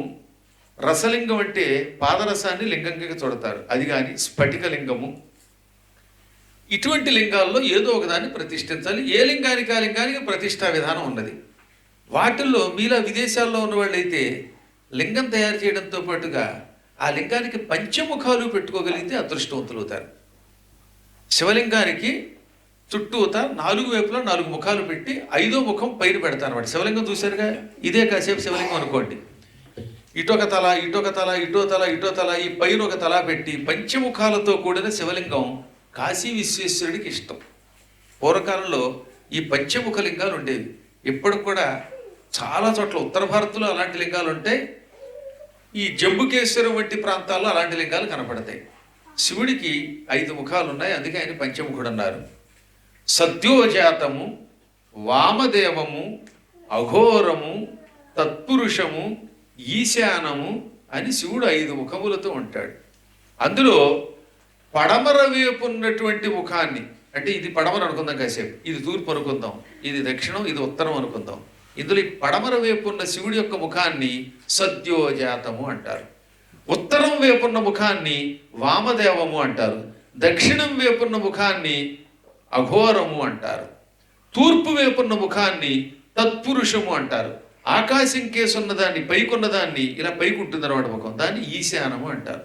అందుకే మంత్రాల్లో శాంతం పంచమీశ్వరస్య వదనం ఖం వ్యాప్తి తేజోమయం, శివుని యొక్క 5వ ముఖం ఉన్నది, అది అత్యంత శాంత స్వరూపమైనది. ఖం అంటే ఆకాశమునందు వ్యాప్తమై ఉంటుంది. ఖం అంటే ఆకాశం అన్నమాట. ఆకాశం కేసి చూస్తూ ఆకాశం అంతా వ్యాపించి ఉంటుంది, దానికి ఈశానము అని పేరు. ఈ విధంగా 5 ముఖములను ఆ లింగంలోనే చెక్కి దానిని ప్రతిష్ఠిస్తే అటువంటి లింగమును అభిషేకించిన వాళ్ళు బ్రహ్మహత్యాది మహాపాతకాల నుంచి విముక్తులు పొందుతారు. పొరపాటును తెలియక అపవిత్ర పదార్థాన్ని నైవేద్యం పెడితే అది కూడా పవిత్రం అవుతుంది. సాధారణంగా భగవంతునికి నివేదన చేసే పదార్థాన్ని రుచి చూడకూడదు. మీ ఇంట్లో అంటే నా అదృష్టం బాగుండి మీరే పులిహోర రుచి చూసి ఆ ఎంగిలి పదార్థం నాకు పెట్టేయచ్చు, అందువల్ల ఏదో ఉప్పు ఎక్కువగా ఉందో లేదో చూడటానికి. కానీ దేవుడికి అలా పెట్టకూడదు. అందుకే దేవుడికి వండేటప్పుడు రుచి చూడకుండా అప్రాక్సిమేట్లీ చూసి వేసేయాలి. మన అదృష్టం బాగుంటే ఉప్పు ఎక్కువ ఉంటుంది, తక్కువ ఉంటుంది. ఈ మధ్యన ఒక ఆవిడ అమెరికాలో గురువు గారి మీద అభిమానంతో వంట నేర్చుకుందిట. వాళ్ళు వీళ్ళు వండి పెట్టడం ఏమిటి, నేను స్వయంగా గురువు గారికి వండుతాను అని. ఆవిడ జీవితంలో భర్తకు కూడా వండలేదు, వంట అంటే తెలియదు పాప. ఇప్పుడు గురువు గారు డాలస్లో అడుగు పెట్టారు వారి ఇంట్లోకి. మా కృష్ణపద్మ గారు ఓ రోజున వాళ్ళ ఇంటికి గురువు గారు ఆవిడ భక్తురాలంటే తీసుకెళ్ళింది. ఆ భక్తురాలు నేనే వండుతాను అందుకే. సరే వండింది. వండాలంటే ఏం తెలియదు, అందుకని పుస్తకం, వంటల పుస్తకం తీసుకుంది, కొనుక్కుంది. అందులో పులిహారలో తగినంత ఉప్పు అని ఉందిట. తగినంత ఉప్పు అంటే ఏమిటి, కేజీ బియ్యాన్ని వండారు కనుక కేజీ ఉప్పు అనుకుంది, అది తగినంత ఉప్పు. కేజీ ఉప్పు వేసి పులిహార తయారు చేసింది. ఆహాహా, అదృష్టం. అందుకని అలాంటప్పుడు ఏం చేయాలంటే భర్త మీద ప్రయోగించి ఆయన బతికాక నాకు పెడితే వదిలిపోయింది. కానీ రుచి చూడకూడదని చెప్పారు ఎవరో గురువు గారికి పెట్టేటప్పుడు. ఇదో పెద్ద గొడవ. అందుకని రుచి చూడకపోవడం వల్ల నా పరిస్థితి అలా అయింది. సాధారణంగా వంటలు చేసేవాళ్ళు మీరు అంతా ఎంత ఆరితేరిపోయారు వాళ్ళండి, ఎంత బాగా వండి పెడుతున్నారో మీ భర్తల ముఖాలు చూస్తే తెలుస్తుంది. అందుకే కళకళలు ఆడిపోతే నిలబడగలుగుతారంటే గంటల తరబడి. ఇంట్లో భార్యామణులు, అన్నపూర్ణామణులు పెట్టిన భోజన ప్రభావం అయ్యుండవచ్చు కాక. ఏది ఆమెనా దేవతలకి నివేదన చేయకూడదు, ఆ టైంలో మాట్లాడకూడదు కూడా వండేటప్పుడు. ఎందుకని, అన్నం వండుతూ మాడితే తుంపర్లు అందులో పడితే అది ఎంగిలి పదార్థం అవుతుంది. ఇన్ని జాగ్రత్తలు తీసుకుని ఆ పదార్థాన్ని నైవేద్యం పెట్టాలి, అవునా? కానీ ఒకవేళ కర్మ కాలింది, పొరపాటు మాట్లాడారు. ఈ మధ్యన గురువుగారికి ఇక్కడ పళ్ళె పెడుతూ గురువుగారు అని అన్నాడు ఆయన. సమస్తం పడ్డాయి. అక్కడ పళ్ళెం పెట్టాక ఇంకా దానిలో చూసి మాట్లాడడం ఎందుకు చెప్పండి.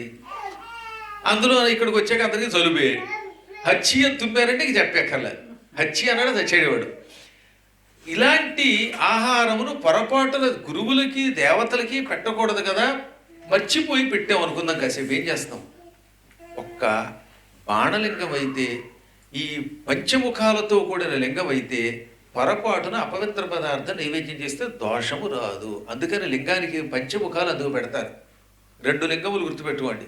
ఒకటి బాణలింగం, నర్మదా బాణలింగం. 2 లింగమునకు ముఖములు 5 పెట్టి ఆ ముఖంతో ఉన్నటువంటి లింగాన్ని ప్రతిష్ఠ చేస్తే ఈ ఎంగిలిగూడు పొరపాటును పెడితే కావాలని పెట్టకండి బయట, లేదా మాంసం మద్యం ఇలాంటివి తగిలినా ఆ దోషం ఉండదట. ఎందుకు ఈ మాట చెబుతానంటే, పాప అమాయకులు ఉంటారు, వాళ్ళకి ఏం తెలుస్తుందంటే, ఇప్పుడు భక్త కన్నప్ప ఉన్నాడు, ఆయన కాళహస్తిలో స్వామివారి లింగం చూశాడు, ఆ లింగానికి నైవేద్యం పెట్టాలనుకున్నాడు. ఉట్టి అమాయకుడు, మంత్రం తెలియదు, తంత్రం తెలియదు. ఆ లింగం చూడగానే ఏడ్చేసేట ఆయన. ఎందుకని?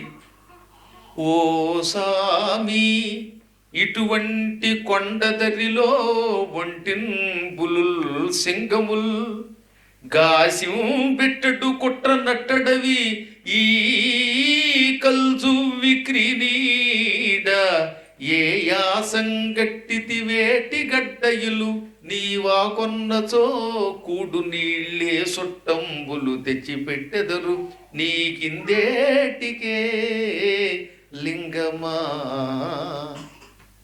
ఓ లింగమా, ఓ స్వామి, ఇదేమో కొండ, కొండ పక్కన గుహ, ఓ పక్కనేమో సువర్ణముఖి, ఇక్కడ ఆచ్ఛాదన లేకుండా ఉన్నావు. అప్పట్లో ఈ గుడి లేదు కదా, కొన్ని వేల సంవత్సరాల క్రితం ఈ గుడి లేదు, శిథిలమైపోయింది. పాపం ఓ పాక వేశాడు ఒక అర్చకుడు, పాపం అమాయకుడు అర్చకుడు పాక వేసి శివుడిని పూజిస్తున్నాడు.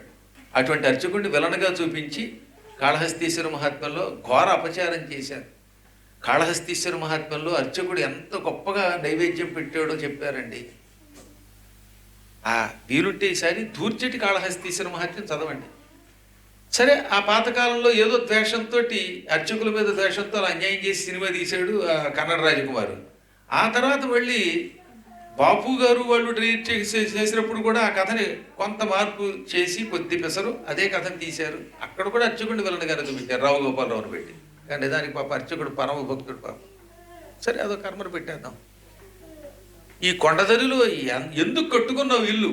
అప్పుడు భక్త కన్నప్ప చూసిన నాటికి పాక ఉన్నదంటే, అందుకని ఈ ఏటి గట్టని ఇల్లు ఎందుకు కట్టుకున్నావు? నీకు ఆకలి వేస్తే కూడు నీళ్లు ఏ చుట్టాలు తెచ్చి పెడతారు, ఈ లింగమా ఎందుకు ఎక్కడ ఉన్నావు అన్నాడు.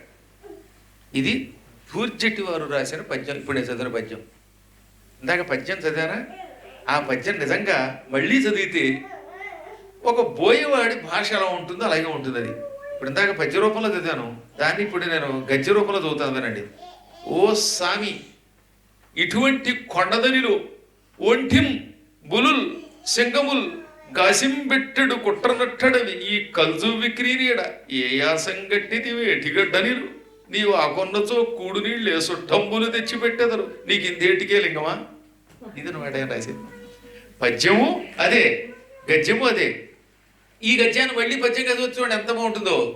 ఓ సామి ఇటువంటి కొండదరిలో ఒంటింబులుల్ సింగముల్ గాసింబెట్టెడు కుట్ర నట్టడవి ఈ కల్జు విక్రీనీడ ఏ యాసంగట్టితి వేటి గడ్డనిలు నీవా కొన్నచో కూడు నీళ్ళే సుట్టంబులు తెచ్చి పెట్టెదరు నీకిందేటికే లింగమా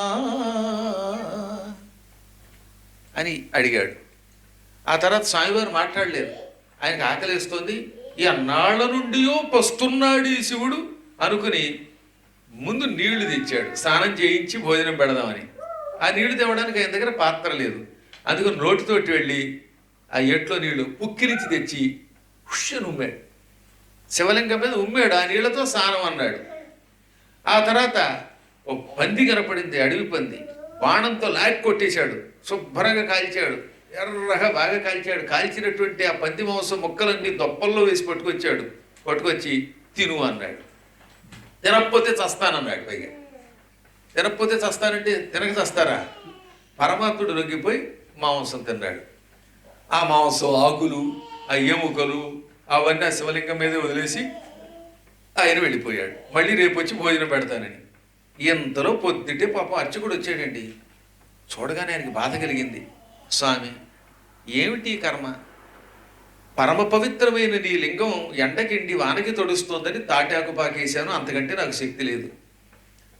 ఆ పక్కన పళ్ళు ఉంటే ఆ పళ్ళు తెచ్చి పెడుతున్నాను.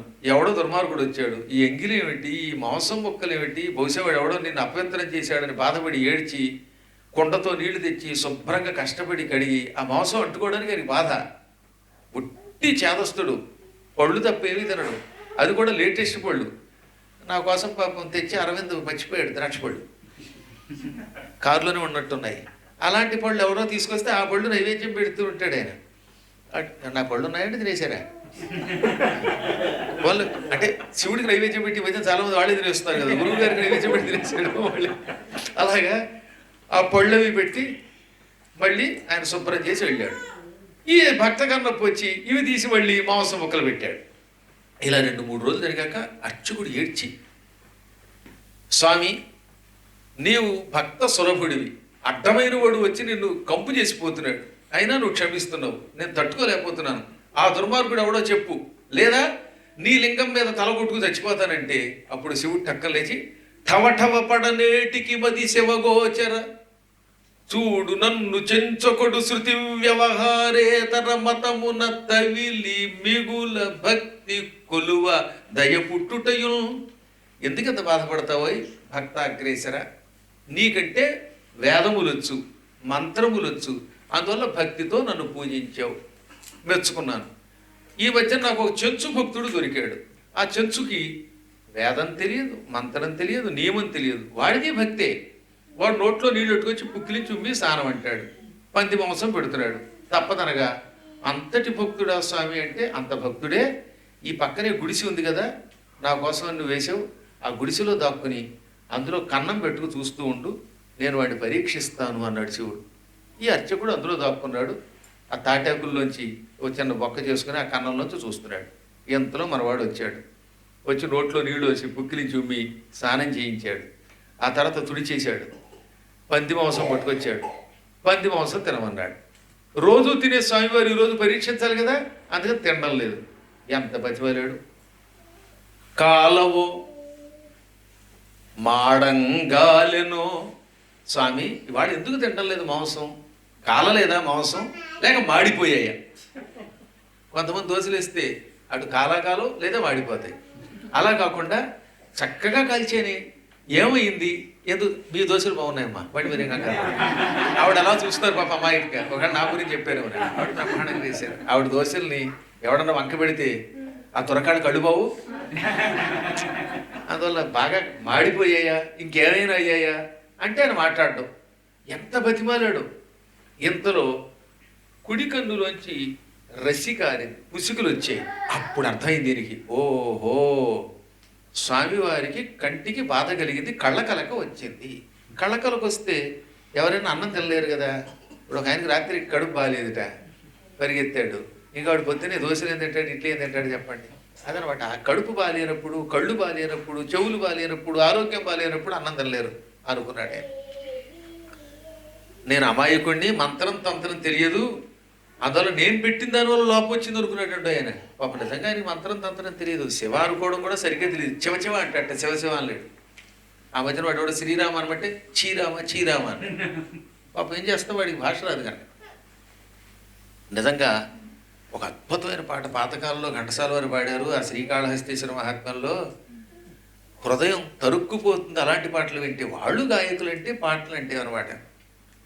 మంత్రయుక్త పూజ చేయ మనసు కరుగునా, మంత్రయుక్త పూజ చేయ మనసు కరుగునా, మంత్రమో తంత్రమో తెలియనైతినే, మంత్రమో తంత్రమో తెలియనైతినే, నాదమేదో వేదమేదో కాననైతినే, వాదమేల పేద బాధ తీర్చరావయ్యా స్వామి, వాదమేల పేద బాధ తీర్చరావయా స్వామీ మహేశ పాప వినాశ కైలాసవాస ఈశ నిన్ను నమ్మినాను రావా నీలకంధర.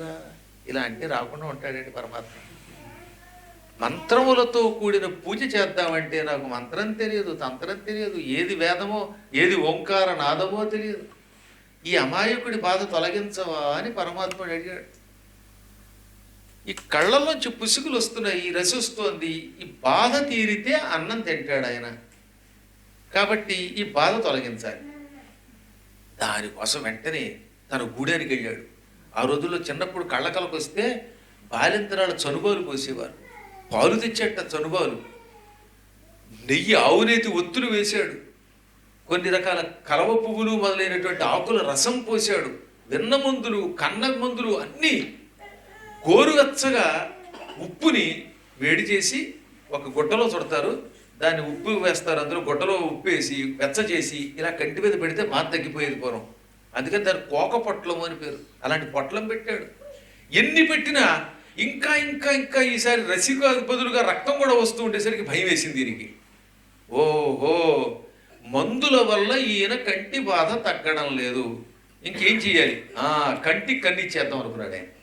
నా కన్ను మీకు అక్కడ పెడితే సెట్ అయిపోతుంది అనుకుని జిర్రున బాణం తీసి, ఏదో అన్మూల పొదిలో బాణం తీసి కసిక్కిన కంట్లో గుచ్చుకుని ఈ చివరి నుంచి పీకి గుడ్డు పీకి అక్కడ పెట్టేశాడు. అది వాడి భక్తి. మీరు బెక్కండి, ఆ లెవెల్ వేరు, ఆ స్థాయి వేరు. కన్ను అలా పెట్టగానే అతుక్కుపోయింది, రసి ఆగిపోయింది, అందంగా కనబడింది కన్ను. స్వామి అంత అదృష్టవంతుడి, ఇప్పటికి తెలిసింది నాకు మందు కన్ను పీకి కన్ను పెట్టడమే అనమాట. అంటే ఆ రోజుల్లో ఆపరేషన్ చేసి కన్ను పెట్టాడు. ఇప్పుడు మన వాడు చూడండి, చచ్చిపోయిన వాడు కళ్ళు తీసి పెడుతున్నారా, ఆ రోజుల్లో బతుకున్న వాడే కన్ను పెట్టాడు ఆయన. ఇప్పుడు ఏమైంది, ఒక కన్ను సెట్ అవగానే ఎడమ కన్నులోంచి మళ్ళీ రసి కారణం మొదలెట్టింది. ఇప్పుడు నాకు అర్థమైంది. ఒక పర్రికి ద్వికచారుణ పద్మపత్ర వీధి వికళన్ మకరందధార క్రియ. అంతకంతకి తేనె పొట్టులోంచి తేనె కారినట్టుగా, వికసించిన తామర పువ్వులోంచి తేనె కారినట్టుగా తామర పువ్వు లాంటి ఆయన కన్నులోంచి ఈ పొట్టు మళ్ళీ రక్తం కారింది ఎడమ కన్నులో నుంచి. అప్పుడు ఆయన ఏమన్నాడు తెలుసా? స్వామి నీ దేవల్ల నాకు మందు తెలిసింది. కుడి కన్నులోంచి రసి వస్తే కుడి కన్ను పెట్టాను, ఇప్పుడు ఎడమ కన్నులోంచి రక్తం వస్తోంది, రసి వస్తోంది, ఎడమ కన్ను పీకి పెడతాను. కానీ ఇప్పుడు నాకున్న బాధల్లా నీకు 3 కళ్ళు ఉన్నాయి, అది నాకు బాధ. నాకు 2 కళ్ళే ఇచ్చావు, రెండవ కన్ను బదులుగా రెండవ కన్ను పెడతాను. ఆ తర్వాత 3వ కన్నులోంచి రసి వస్తే చూడడానికి కళ్ళు ఉండవు, పెట్టడానికి కన్ను ఉండదు. కాబట్టి 3వ కన్నైనా జాగ్రత్తగా అట్టే పెట్టుకోయే అని పలికి 2వ కన్ను పీకుతూ ఉంటే టక్కన వెంటనే శివలింగం నుంచి శివుడు ప్రత్యక్షం అయ్యాడు. ఆయనతో పాటు విష్ణువు, బ్రహ్మ, దేవతలు అందరూ వచ్చారు. సుర సిద్ధ సాత్య నర కిన్నర పన్నగ యక్ష చారణాసుర విద్యాధర గంధర్వాది జాతులంతా ఒక్కసారి అక్కడ ప్రత్యక్షం అయ్యారు. హడిలిపోయి ఆ గుడిసెలోంచి బ్రాహ్మడు కూడా బయటకు వచ్చేసాడు, అర్చకుడు కూడా. వెంటనే ఈయనకి 2 కళ్ళు వచ్చేసి అప్పుడు శివుడు 2 కళ్ళు ఇచ్చి ఆ అర్చకుడికేసి తిరిగి, చూసావా నాయన అతడు ఎంత భక్తుడో, కళ్ళు పోతే కళ్ళు పెట్టినవాడు, అటువంటి వాడి భక్తికి లొంగి పంది పెడితే పంది, నంది పెడితే నంది తిన్నాను, ఆ స్థాయి వాడు ఏమిచ్చినా తింటాను అనగానే నాకు అర్థమైంది స్వామి అన్నాడు. ఇద్దరినీ కైలాసాన్ని పట్టుకుపోయాడు అక్కడ. ఇది కాళహస్తీశ్వర మహాత్మ్యం చెబుతున్నమాట. కాబట్టి ఆ స్థాయి భక్తులు అనుకోండి, ఏది నైవేద్యం పెట్టినా పర్వాలేదు. కానీ మనలో భక్తి కంటే పనుల ఒత్తిడి ఎక్కువైపోయింది కనుక శాస్త్రం తెలియకపోవటం వల్ల ఒక్కొక్కప్పుడు ఉపచారం బదులు అపచారం చేయొచ్చు, ఎంగిలి చేసిన పదార్థములు పెట్టవచ్చు, లేదా నీటి దుంపల్లో, ఉప్పు దుంపల్లో, ముక్కు దుంపల్లో, ఇంక నోటి దుంపల్లో పడవచ్చు, ఇంకేదో జరగచ్చు. అలాంటి పదార్థములను ఈ పంచముఖములున్న శివుడైతే అపచారముగా భావించక ఉపచారంగా స్వీకరిస్తాడు. అందుకని లింగములు తయారు చేసేటప్పుడు కలియుగంలో పంచముఖములున్న ఈశ్వరుడిని ప్రతిష్ఠించుకోండి, లేదా బాణలింగం పెట్టుకోండి అన్నాడు. బాణలింగం పంచముఖ లింగాలు అయితే పొరపాటున మనం ఏదన్నా తేడా నైవేద్యం పెట్టినా, ఏదన్నా తప్పుడు పని చేసినా క్షమిస్తాడు. ఇంకా దానికి మనం ఏం బెంగ పెట్టుకోగల. అందుకని ఈసారి మీ అవకాశం ఉంటే, ఎలాగో పంచాయతనం పెట్టాలనుకుంటున్నారు కదా మీరు, అది కూడా శివ పంచాయతనం అయితే మంచిది. ఆదిత్యం అంబికాం విష్ణుం గణనాథంచ మహేశ్వరం అని శివపురాణం చెబుతున్నది. సూర్యుడు, అమ్మ పార్వతీదేవి, శివలింగం, విఘ్నేశ్వరుడు, విష్ణువు, ఈ ఐదుగురిని కలిపి పంచాయతనం అంటారు. అందులో చిత్రం ఏంటంటే గణపతి ఉన్నప్పటికీ ముందు శివుణ్ణే పూజించాలంటే శివుణ్ణి ప్రతిష్ఠించాలట. అగ్నిపురాణం ఇందులో ఉందో కాపీనా వింటూ కొనుక్కోండి. చిన్న పుస్తకమే, సంక్షిప్తంగా ఇచ్చాను. అందులో చూడండి పంచాయతన ప్రతిష్టా విధానం అగ్నిపురాణంలో ఉన్న శ్లోకంతో సైతంగా ఇచ్చాను. ముందు శివుణ్ణి, తర్వాత గణపతిని, ఆ తర్వాత మిగతా వాళ్ళని ప్రతిష్ఠించి పూజించి మధ్యలో శివలింగాన్ని పెట్టాలి. పంచాయతనం పెడితేనే చెప్పేది. అలా కాకుండా విడిగా ఒక్క శివుడిని పెట్టుకుని విడిగా విష్ణువుని ఇంకో చోట పెట్టుకునే పడం అయితే ఇందాక చెప్పినట్టుగా పంచముఖములు ఉన్న శివుడు అయితే తొందరగా అనుగ్రహిస్తాడు. పంచముఖ శివుడు దొరకకపోతే నర్మదా బాణలింగం అని ఉంటుంది. అది పానవట్టం విడిగా ఉంటుంది, లింగం విడిగా ఉంటుంది. ఆ మధ్యలో పెట్టి ఒక ప్రత్యేకమైన పదార్థములతో అతికిస్తారన్నమాట. అది మా దగ్గర అలాగే చేసాం. కరిగించి అందులో ఏమేమి పదార్థాలు వేస్తారు ఈయన అడగని చెప్తాడు. ఆ పదార్థాలు కరిగించి అందులో పోసేసి అందులో లింగం పెడితే ఇక మళ్ళీ మీరు గింజుకున్న కథలతో ఆ శివలింగం అలా అతుక్కుపోతుంది. అద్భుతమైనది ఆ శివలింగ ప్రతిష్ట. ఇటువంటి ఆలయ ప్రతిష్ట వల్ల 5 తరముల పాటు పాతవాళ్ళు రాబోయే 5 తరముల వాళ్ళు తరిస్తారు. ఏది కనీసం ఒక్క లింగాన్ని ప్రతిష్ఠిస్తే. పంచాయతన ప్రతిష్ఠ చేస్తే 7-14 తరాల వాళ్ళు తరిస్తారు. రేపు కూడా ఉంది కాబట్టి కథ చెప్తున్నాను. పంచాయతన ప్రతిష్ఠతో శివలింగాన్ని కానీ విష్ణువుని కానీ ఎవరినైనా ప్రతిష్ఠించాక అక్కడ ఒక్కసారి అన్నదానం చేస్తూ వచ్చే లాభాన్ని తెలియజేసే కథ, అన్నపూర్ణ మహిమ కథ రేపటి రోజు చెప్తారు. ఎందుకంటే అది మొదలెడితే అంత తేలిగ్గా అయ్యే కథ కాదు కనుక. కాబట్టి ఆలయ ప్రతిష్ఠ అంటే మాట్లాడుకుంటారా, కొన్ని కోట్ల జన్మముల పాపములను తొలగించి అనుగ్రహిస్తుంది ఆలయం అంటే. ఒక్క ఆలయం కడితే లాభం ఏమిటో తెలిసిన? నేను చెప్పే ప్రతిదీ ప్రామాణికం. దేవీ భాగవతం చూడండి, అందులో ఉన్న శ్లోకం ఇది. యస్మై కస్మై చ దేవాయ యో దదాతి గృహం నరః సతత్ర లోకే వసతి రేణుమానాబ్దమేవ చ. మీకు తోచిన ఏదో ఒక దేవుడికి ఒక గుడి కట్టండి. యస్మై కస్మై చ అంటే ఏదో ఒక దేవుడికి. మళ్ళీ అర్థం చెప్పడం కష్టం లేదు కాబట్టి మీకు అందులో అర్థం అవుతుంది కాబట్టి చెప్తాను. యస్మై కస్మై చ దేవాయ ఏదో ఒక దేవునికి యహ ఎవడు దదాతి గృహం నరః నరుడు ఎవడైనా గృహం ఇస్తాడో అనగా ఒక ఆలయం కట్టాడు. తనకి నచ్చిన ఒక దేవుడికి ఒక ఆయన ఒక ఆలయం కట్టాడు. కడితే లాభమేమిటి? సతత్రలోకే వసతి రేణుమానాబ్దమేవచ. ఇప్పుడు మీరున్నారు, ఇటు గణపతికి, విఘ్నేశ్వరుడితో పాటుగా శివుడికి, అమ్మవారికి, విష్ణువునకు, సూర్యుడికి ఆలయం కట్టారనుకుందాం. ఈ ఆలయం కట్టడానికి ఒక నేల తీసుకున్నారు కదా, స్థలం. ఆ స్థలం పాతాళం వరకు తవ్వితే డస్ట్ పార్టికల్స్ పైకి ఎన్ని లేస్తాయి ఎవడన్నా లెక్కట్టగలడా? అసలు తవ్వనిస్తారామని పాతాళం దగ్గర తవ్వగలమా? ఆ స్థలములో ఉన్న భూమిలో ఎన్ని ధూళి కణములున్నావో అవి లెక్కట్టండి. ఈ ప్రపంచంలో ఆదిశేషుడు కూడా లెక్కట్లేడు దాన్ని. రేణుమానము అంటే అదనమాట. ఇక ఆ గుడి కట్టడానికి ఎంతో కొంత ఇసుక అవసరం అవుతుంది కదా, ఆ ఇసుక రేణువులు లెక్కెట్టండి. అది లెక్కట్లేము. ఈ భూమిలో ఉన్న ధూళి కణములు, ఇసుక మొదలైనటువంటి రేణు కణములు లెక్క పెడితే ఎన్ని సంవత్సరాలు, అన్ని సంవత్సరముల పాటు ఆ దేవతాలోకంలో ఉంటాడు వాడు. అంటే కోట్ల సంవత్సరములు ఒక ఆలయం కట్టినవాడు ఆ దేవతాలోకంలో ఉంటాడని అర్థం. నాయన శాశ్వతంగా ఉంటామని చెప్పకుండా ఆ భూమిలో ఉన్న ధూళి కణములు ఎన్నో అన్ని సంవత్సరములు ఉంటాయి ఆ లోకంలో అంటే నువ్వు హాయిగా వైకుంఠంలోనూ, శివలోకంలోనూ, అమ్మవారి లోకంలోనూ ఆలయం కట్టడం వల్ల ఉంటావు అని చెప్పారు. ఆలయ ప్రతిష్ఠ చేసిన వాడికి అంత పుణ్యం, గుడి కట్టిన వాడికే కదట. అందులో ఇష్టకము అంటే ఇటుక, సంస్కృతంలో ఇష్టకం, తెలుగులో ఇటుక అయింది. ఇటుక దానం చేసిన వాడు కూడా అంతకాలం అందులో ఉంటాడు. ఒక్క ఇటుక ఇచ్చినా చాలు. ఇటుకేమంటే ఉత్తి ఇటుకిచ్చి పొమ్మని కాదు, ఆ కట్టడానికి ఆ ఇటుకలు వంటివి కొనడానికి కావాల్సిన డబ్బు ఇవ్వడం అని అర్థం. ఈ మధ్యన ఇటుకిస్తే చాలంటే అందరూ ఇటుకలే పట్టుకొచ్చి పెట్టారు. ఎన్ని ఇటుకలు పట్టుకు ఏం చేసుకుంటా నేను? అక్కడ అంతరార్థం తెలుసుకోవాలి. ఒక్కొక్క ఇటుకకి ఎంత ద్రవ్యం అవుతుందో అంతా ఇమ్మని అర్థం అక్కడ. అలా ఒక్కడ కట్టలేడు కదా.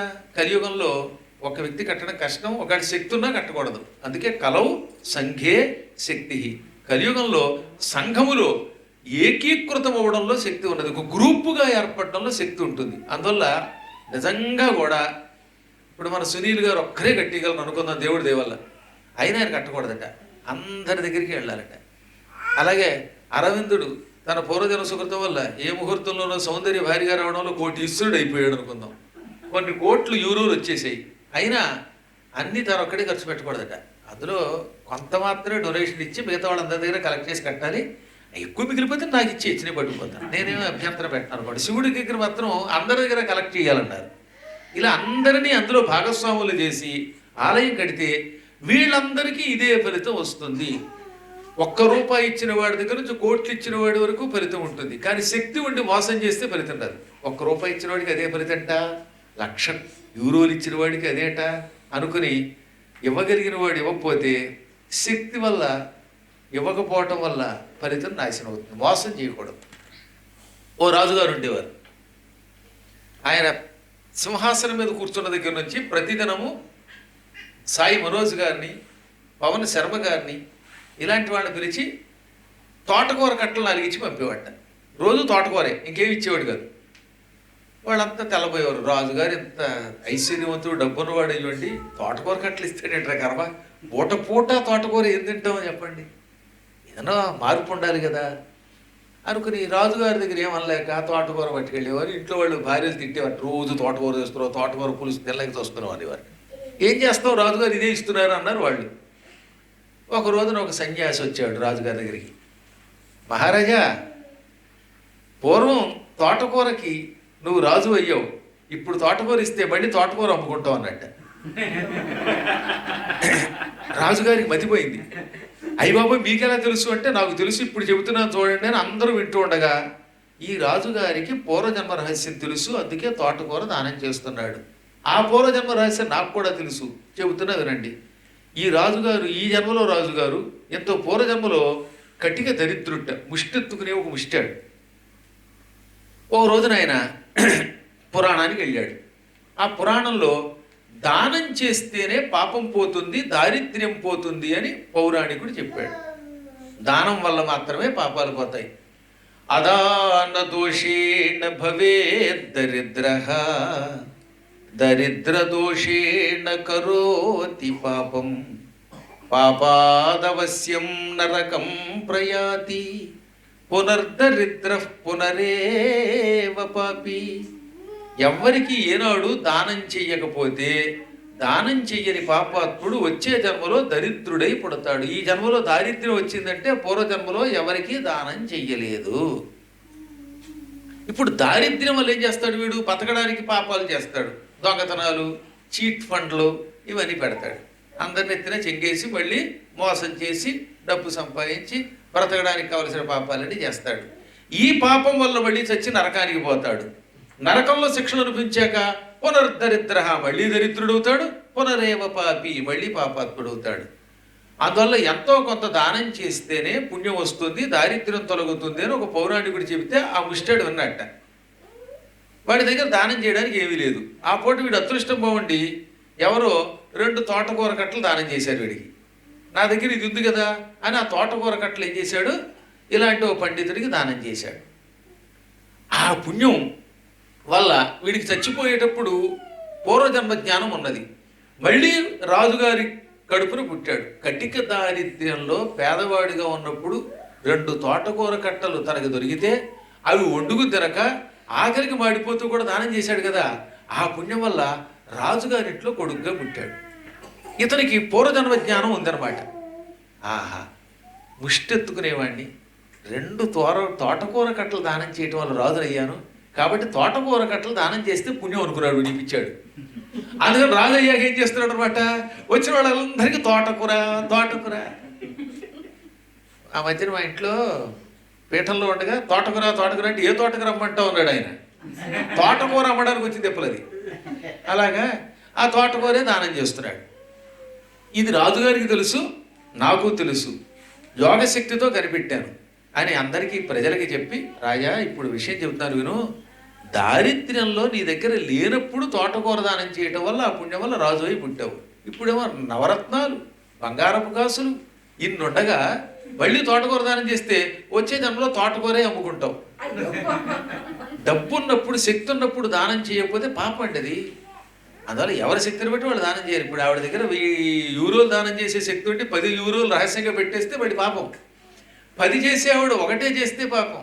పాపం ఒకటి చేసే శక్తి ఉన్న వాళ్ళు ఒకటి చేస్తే చాలు.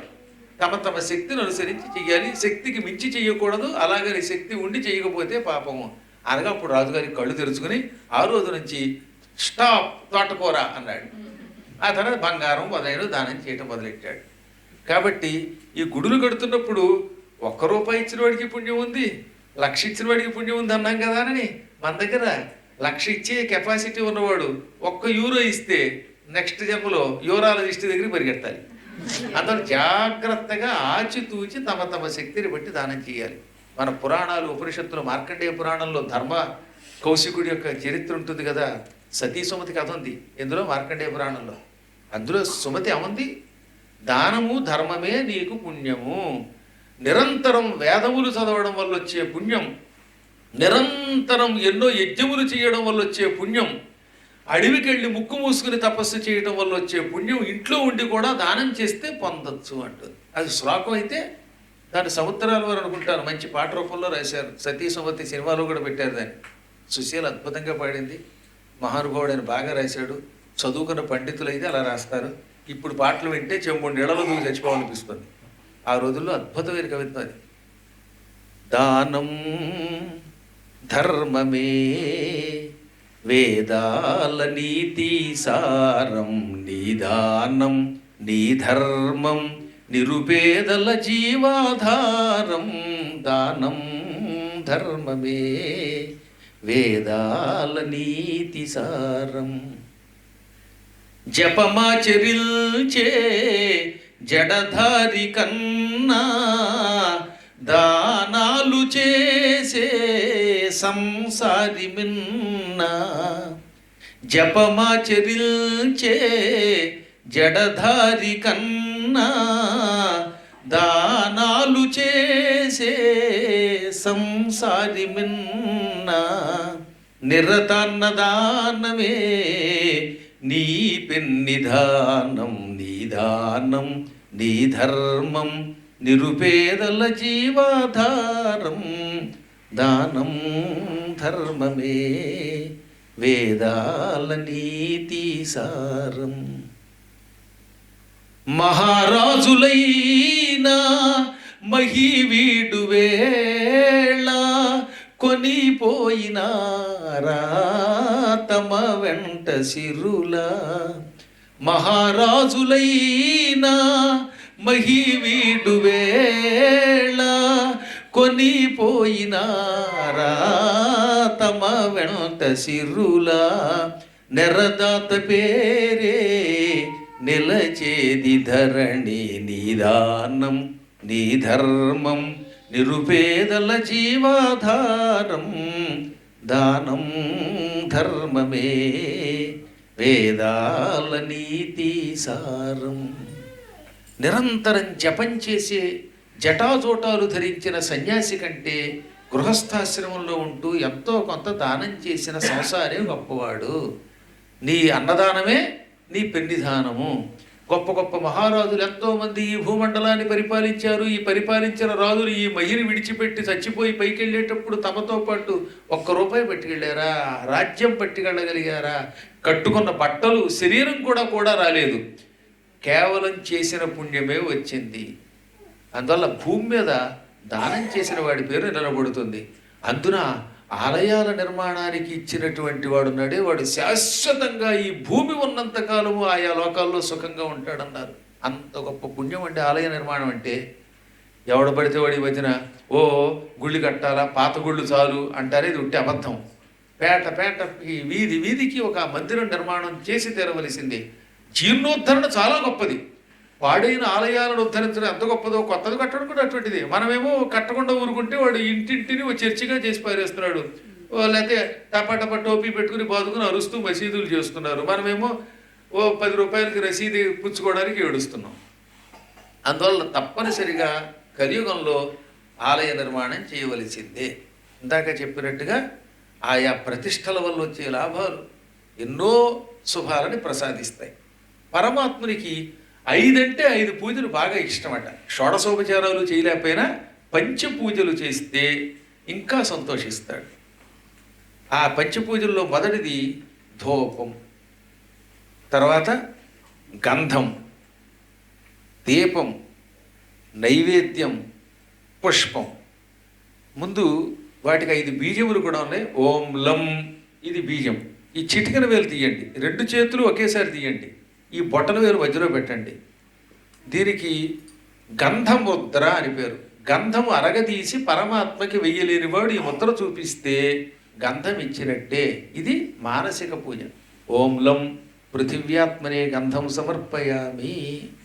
ముందు గంధాన్ని ఇవ్వాలి. గంధం ఇస్తే పుణ్యం వస్తుంది. గంధాత్ పుణ్యం అవాప్స్యసి. గంధమును పరమాత్మకి సమర్పిస్తే పుణ్యం వస్తుంది. సాన చెక్క తెచ్చుకొని గంధం చెక్క అరగదీసి ఈ గంధం వేసి ముద్ర కూడా చూపిస్తే ఇటు ముద్ర ద్వారా అటు పూర్తిగా గంధం పూయడం ద్వారా అపూర్వ పుణ్యం పొందుతాం. పుణ్యం వస్తే కానీ సకల శుభాలు కలవు. పుణ్యం ముందు చాలా అవసరం. అందువల్ల ముందు గంధం ఇవ్వాలి.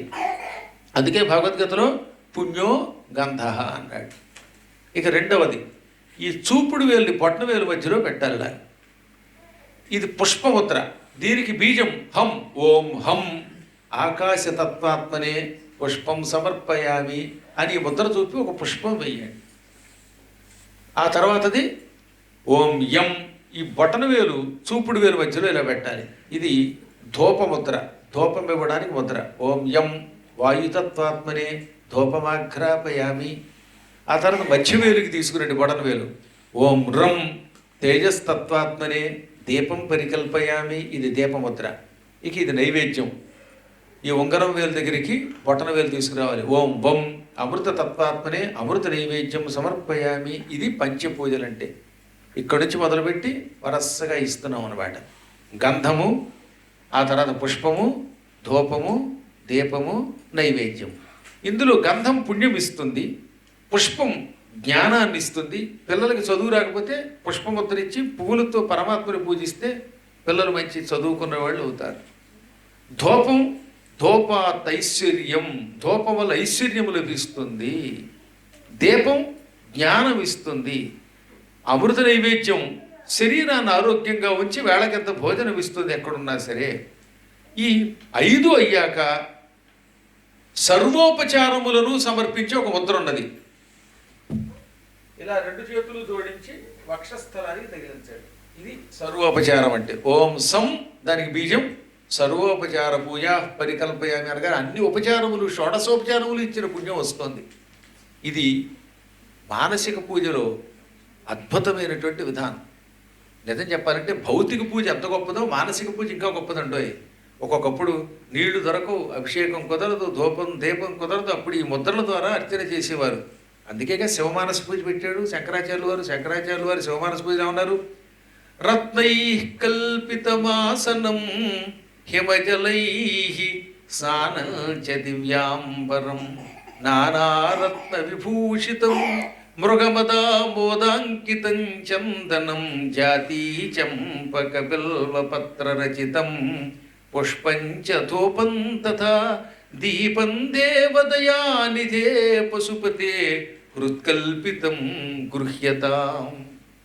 హృదయమునందు వీటిని కల్పించుకుని ఇస్తున్నాను అంటే మానస పూజ. ఇది ఎంత మంచివాడు చెప్పాడు చూడండి. ఆత్మాత్వం, నీవు నా ఆత్మ, నీవు తొమ్మంటే నీవు ఆత్మ. గిరిజ మతి పార్వతీదేవి నా బుద్ధి. సహచరా ప్రాణా, నా శరీరంలో 5 ప్రాణాలు ఉన్నాయిగా, ఈ 5 ప్రాణాలు నీ సహచరులు అంటే ప్రమథగణాలు. శరీరం గృహం, నా శరీరమే నీ పూజా మందిరం. గృహం అంటే ఇల్లు అంటే దేవాలయం అన్నమాట. పూజతే విషయోపభోగ రచన, నేను రకరకాల భోగాలు అనుభవిస్తున్నాను. విషయోపభోగములు అంటే ఏమిటనమాట? పొద్దున్నే లేవగానే కాఫీ తాగడం, టిఫిన్లు తినడం, భోజనాలు తినడం, ఇంకేవో రకరకాల పదార్థాలు వేయడం, అప్పుడప్పుడు ద్రవాలు బదులు ఉపద్రవాలు కూడా వేసుకోవడం చలికి. ఇవన్నీ కూడా విషయోపభోగాలు. ఇవన్నీ పూజ. నీకు పూజ అన్నాడు. తే పూజ. నిద్రా సమాధి స్థితి. అప్పుడప్పుడు పురాణం వింటున్నప్పుడు కొంతమంది వెనకాతల దారుబడి అంటూ అంటారే, ఈ నిద్ర కూడా సమాధి కింద భావించు. అదనమాట నిద్ర అంటే సమాధి స్థితి. సంచార పదయో ప్రదక్షిణ విధి, నా కాళ్ళతో అటు ఇటు తిరుగుతున్నాను. కాళ్ళతో పదయో అంటే కాళ్ళతోటి సంచార తిరగడం ఉందిగా, ఇంట్లో అటు ఇటు తిరిగాం, దీన్ని నీకు ప్రదక్షిణ అనుకో, నోటికి ప్రదక్షిణ అనుకో. స్తోత్రాణి సర్వాగిరహ, గీహి అంటే మాట, గిరహ అంటే మాటలు. ఉదయం దగ్గర నుంచి రాత్రి పడుకునేదాకా ఎన్ని మాటలు మాట్లాడేమో, మనుషులతో, ఫోనుల్లో, ఆఫీస్ కాల్లో, అన్నీ మాటలే. ఈ మాటలన్నింటినీ కూడా ఏమనుకుంటావు? స్తోత్రాణి, స్తోత్రములుగా భావించు. సర్వాగ్రహ అంటే అన్ని మాటలు, నేను మాట్లాడే చెత్త చెదారం మంచి అన్ని మాటలు కూడా నీ స్తోత్రములుగా భావించు. ఎంతెందుకు ఆఖరణ ఉంటాడు, యత్ యత్ కర్మ కరోమి, యద్యత్ కర్మ కరోమి తత్తదఖిలం శంభో తమ ఆరాధనం. నేను విడిచిపెట్టకుండా, అఖిలము అంటే విడిచిపెట్టకుండా, నేను చేసిన సమస్త కార్యక్రమములు అన్ని పనులు నీ పూజ ఆరాధన కింద భావించి నన్ను అనుగ్రహించు. ఎంత టెక్నిక్ అండి ఇది! మనం ఏం చేసినా పూజ అనుకోమన్నాడు. అందువల్ల అంత కాకపోయినా ఈ పంచ పూజల ద్వారా మనం మోక్షం పొందవచ్చును. ఇవన్నీ ఆలయాలు నిర్మాణం చేసేవాడు తెలుసుకుంటే ఎన్నో లాభాలు. వాడు ఒక్కొక్కప్పుడు గంధం దొరకదు, నైవేద్యం దొరకదు, వెంటనే ఓహో స్వామి అని ఇలా ఉత్తర చూపించి ఇదే నైవేద్యం అంటే పూజ చేసుకుంటాడు ఆయన. ద్రాక్షపడి పట్టుకుపోలా అలాగా ఇలా ఉత్తర చేస్తూ చూపించి పట్టుకోవచ్చు అనమాట. ఈ విధంగా సమస్తము కూడా పరమాత్ముని యొక్క సేవ కింద భావించాలి. ప్రస్తుతానికి అగ్ని పురాణానికి సంబంధించిన కొంత సారాంశం, మనకు ఆలయాలు విశేషాలు కొన్ని తెలుసుకున్నాం. ఇంకా 2 రోజులు ఉన్నది. రేపు ఒక అపూర్వమైన అన్నదాన మహిమ. సాధారణంగా గుళ్ళు కట్టి వాళ్ళు అన్నదానం చేస్తారు కదా, ఒక గుళ్ళు కట్టినప్పుడే కాదు, బాబోటి వాళ్ళు వచ్చినప్పుడు కూడా అంతో ఇంత అన్నం పెడతారుగా, అంతో ఇంత ఇట్లాంటి బాగానే పెడతారు. ఈ అన్నదానం వల్ల వచ్చే అపూర్వ లాభం ఎంత శక్తివంతమైనదో రేపటి రోజు కార్యక్రమంలో తెలుసుకుందాం. ఈ పూటకప్పుడే 8 అయిపోయింది చూస్తూ ఉండగా ఒక్క స్తోత్రం చేసుకున్నాక మైక్ చాలా బాగుందండి. విదేశాలలో వెరీ ఫస్ట్ మైక్ అనమాట. ఎంత అద్భుతమైన మైకు నేను చాలా కాలం తర్వాత చూశాను. మొన్న ఇంగ్లాండ్లో ఇంకో చోట మైకులు ఉన్నాయి, ఎంత స్పష్టముగా వినపడే మైకు చూసాం. ఈ మైకు మీద మోజు కలిగింది కాబట్టి ఈ మిగతా 2 రోజులు కూడా అన్ని చీళ్ళకి తీసుకొస్తారా అమ్మాయి ఇలాగే పెట్టండి. అమరకి కూడా ఇలా అయితే బాగుంది. కరెక్ట్గా అది ఏ పొజిషన్లో ఉందో నాకు అదే పొజిషన్ చూసుకోండి. అద్భుతమైన మైక్ అనమాట అన్నాడు. ఇవాళ ఏం పాట పాడమంటారండి? సత్యదేవుడి మీద పడినైతే వ్రతం ఉందిటి కదా, ఎప్పుడు రేపే ఎల్లుండా సత్యదేవుని సుందర రూపుని నిత్యము సేవించండి. సత్యదేవుని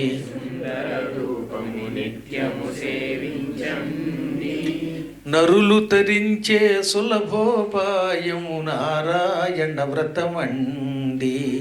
నరులు తరించే సులభోపాయము నారాయణ వ్రతమండి. నారాయణ వ్రతమండి.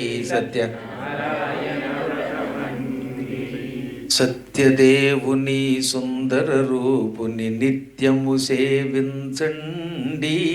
నరులు తరించే సులభోపాయము నారాయణ వ్రతమండి. నారాయణ వ్రతమండి. శోకాల బాపేడి పాపాల బాపేడి. శోకాల బాపేడి పాపాల బాపేడి.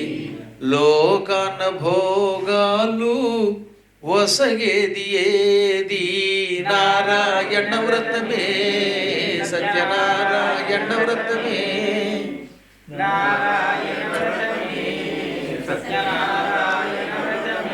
ఏ శాంతి సుఖాల తేలిల్చునేది? ఆనందదాయి వేరేది? సత్యదేవుని సుందర రూపుని నిత్యము సేవించండి. నరులు ధరించే సులభోపాయము నారాయణ వ్రతమండి.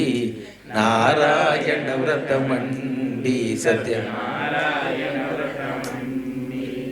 ఏ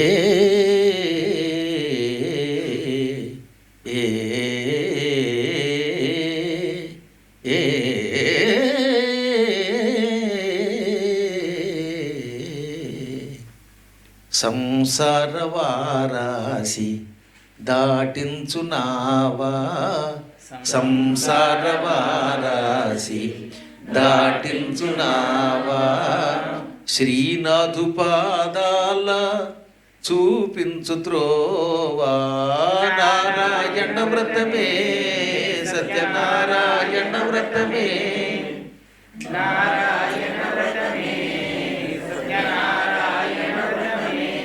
సంసార వారాసి దాటించునావా శ్రీనాథు పాదాల చూపించు త్రోవా నారాయణ వ్రతమే సత్యనారాయణ వ్రతమే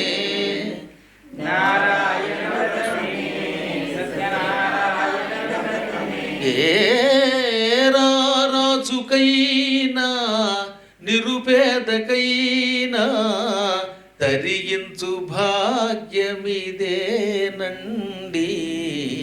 సత్యదేవుని సుందర రూపుని నిత్యము సేవించండి నరులు తరించే సులభోపాయము నారాయణ వ్రతమండి నారాయణ వ్రతమండి సత్యనారాయణ వ్రతమండి హరినారాయణ గోవింద భక్తపరాయణ గోవింద హరినారాయణ భక్తపరాయణ గోవింద పావన నామ గోవింద పాప విరామ గోవింద పావన నామ గోవింద పాప విరామ నారాయణ హరి గోవింద నారాయణ హరి గోవింద గోవింద హరి గోవింద గోవింద హరి గోవింద గోవింద హరి గోవింద గోవింద హరి గోవింద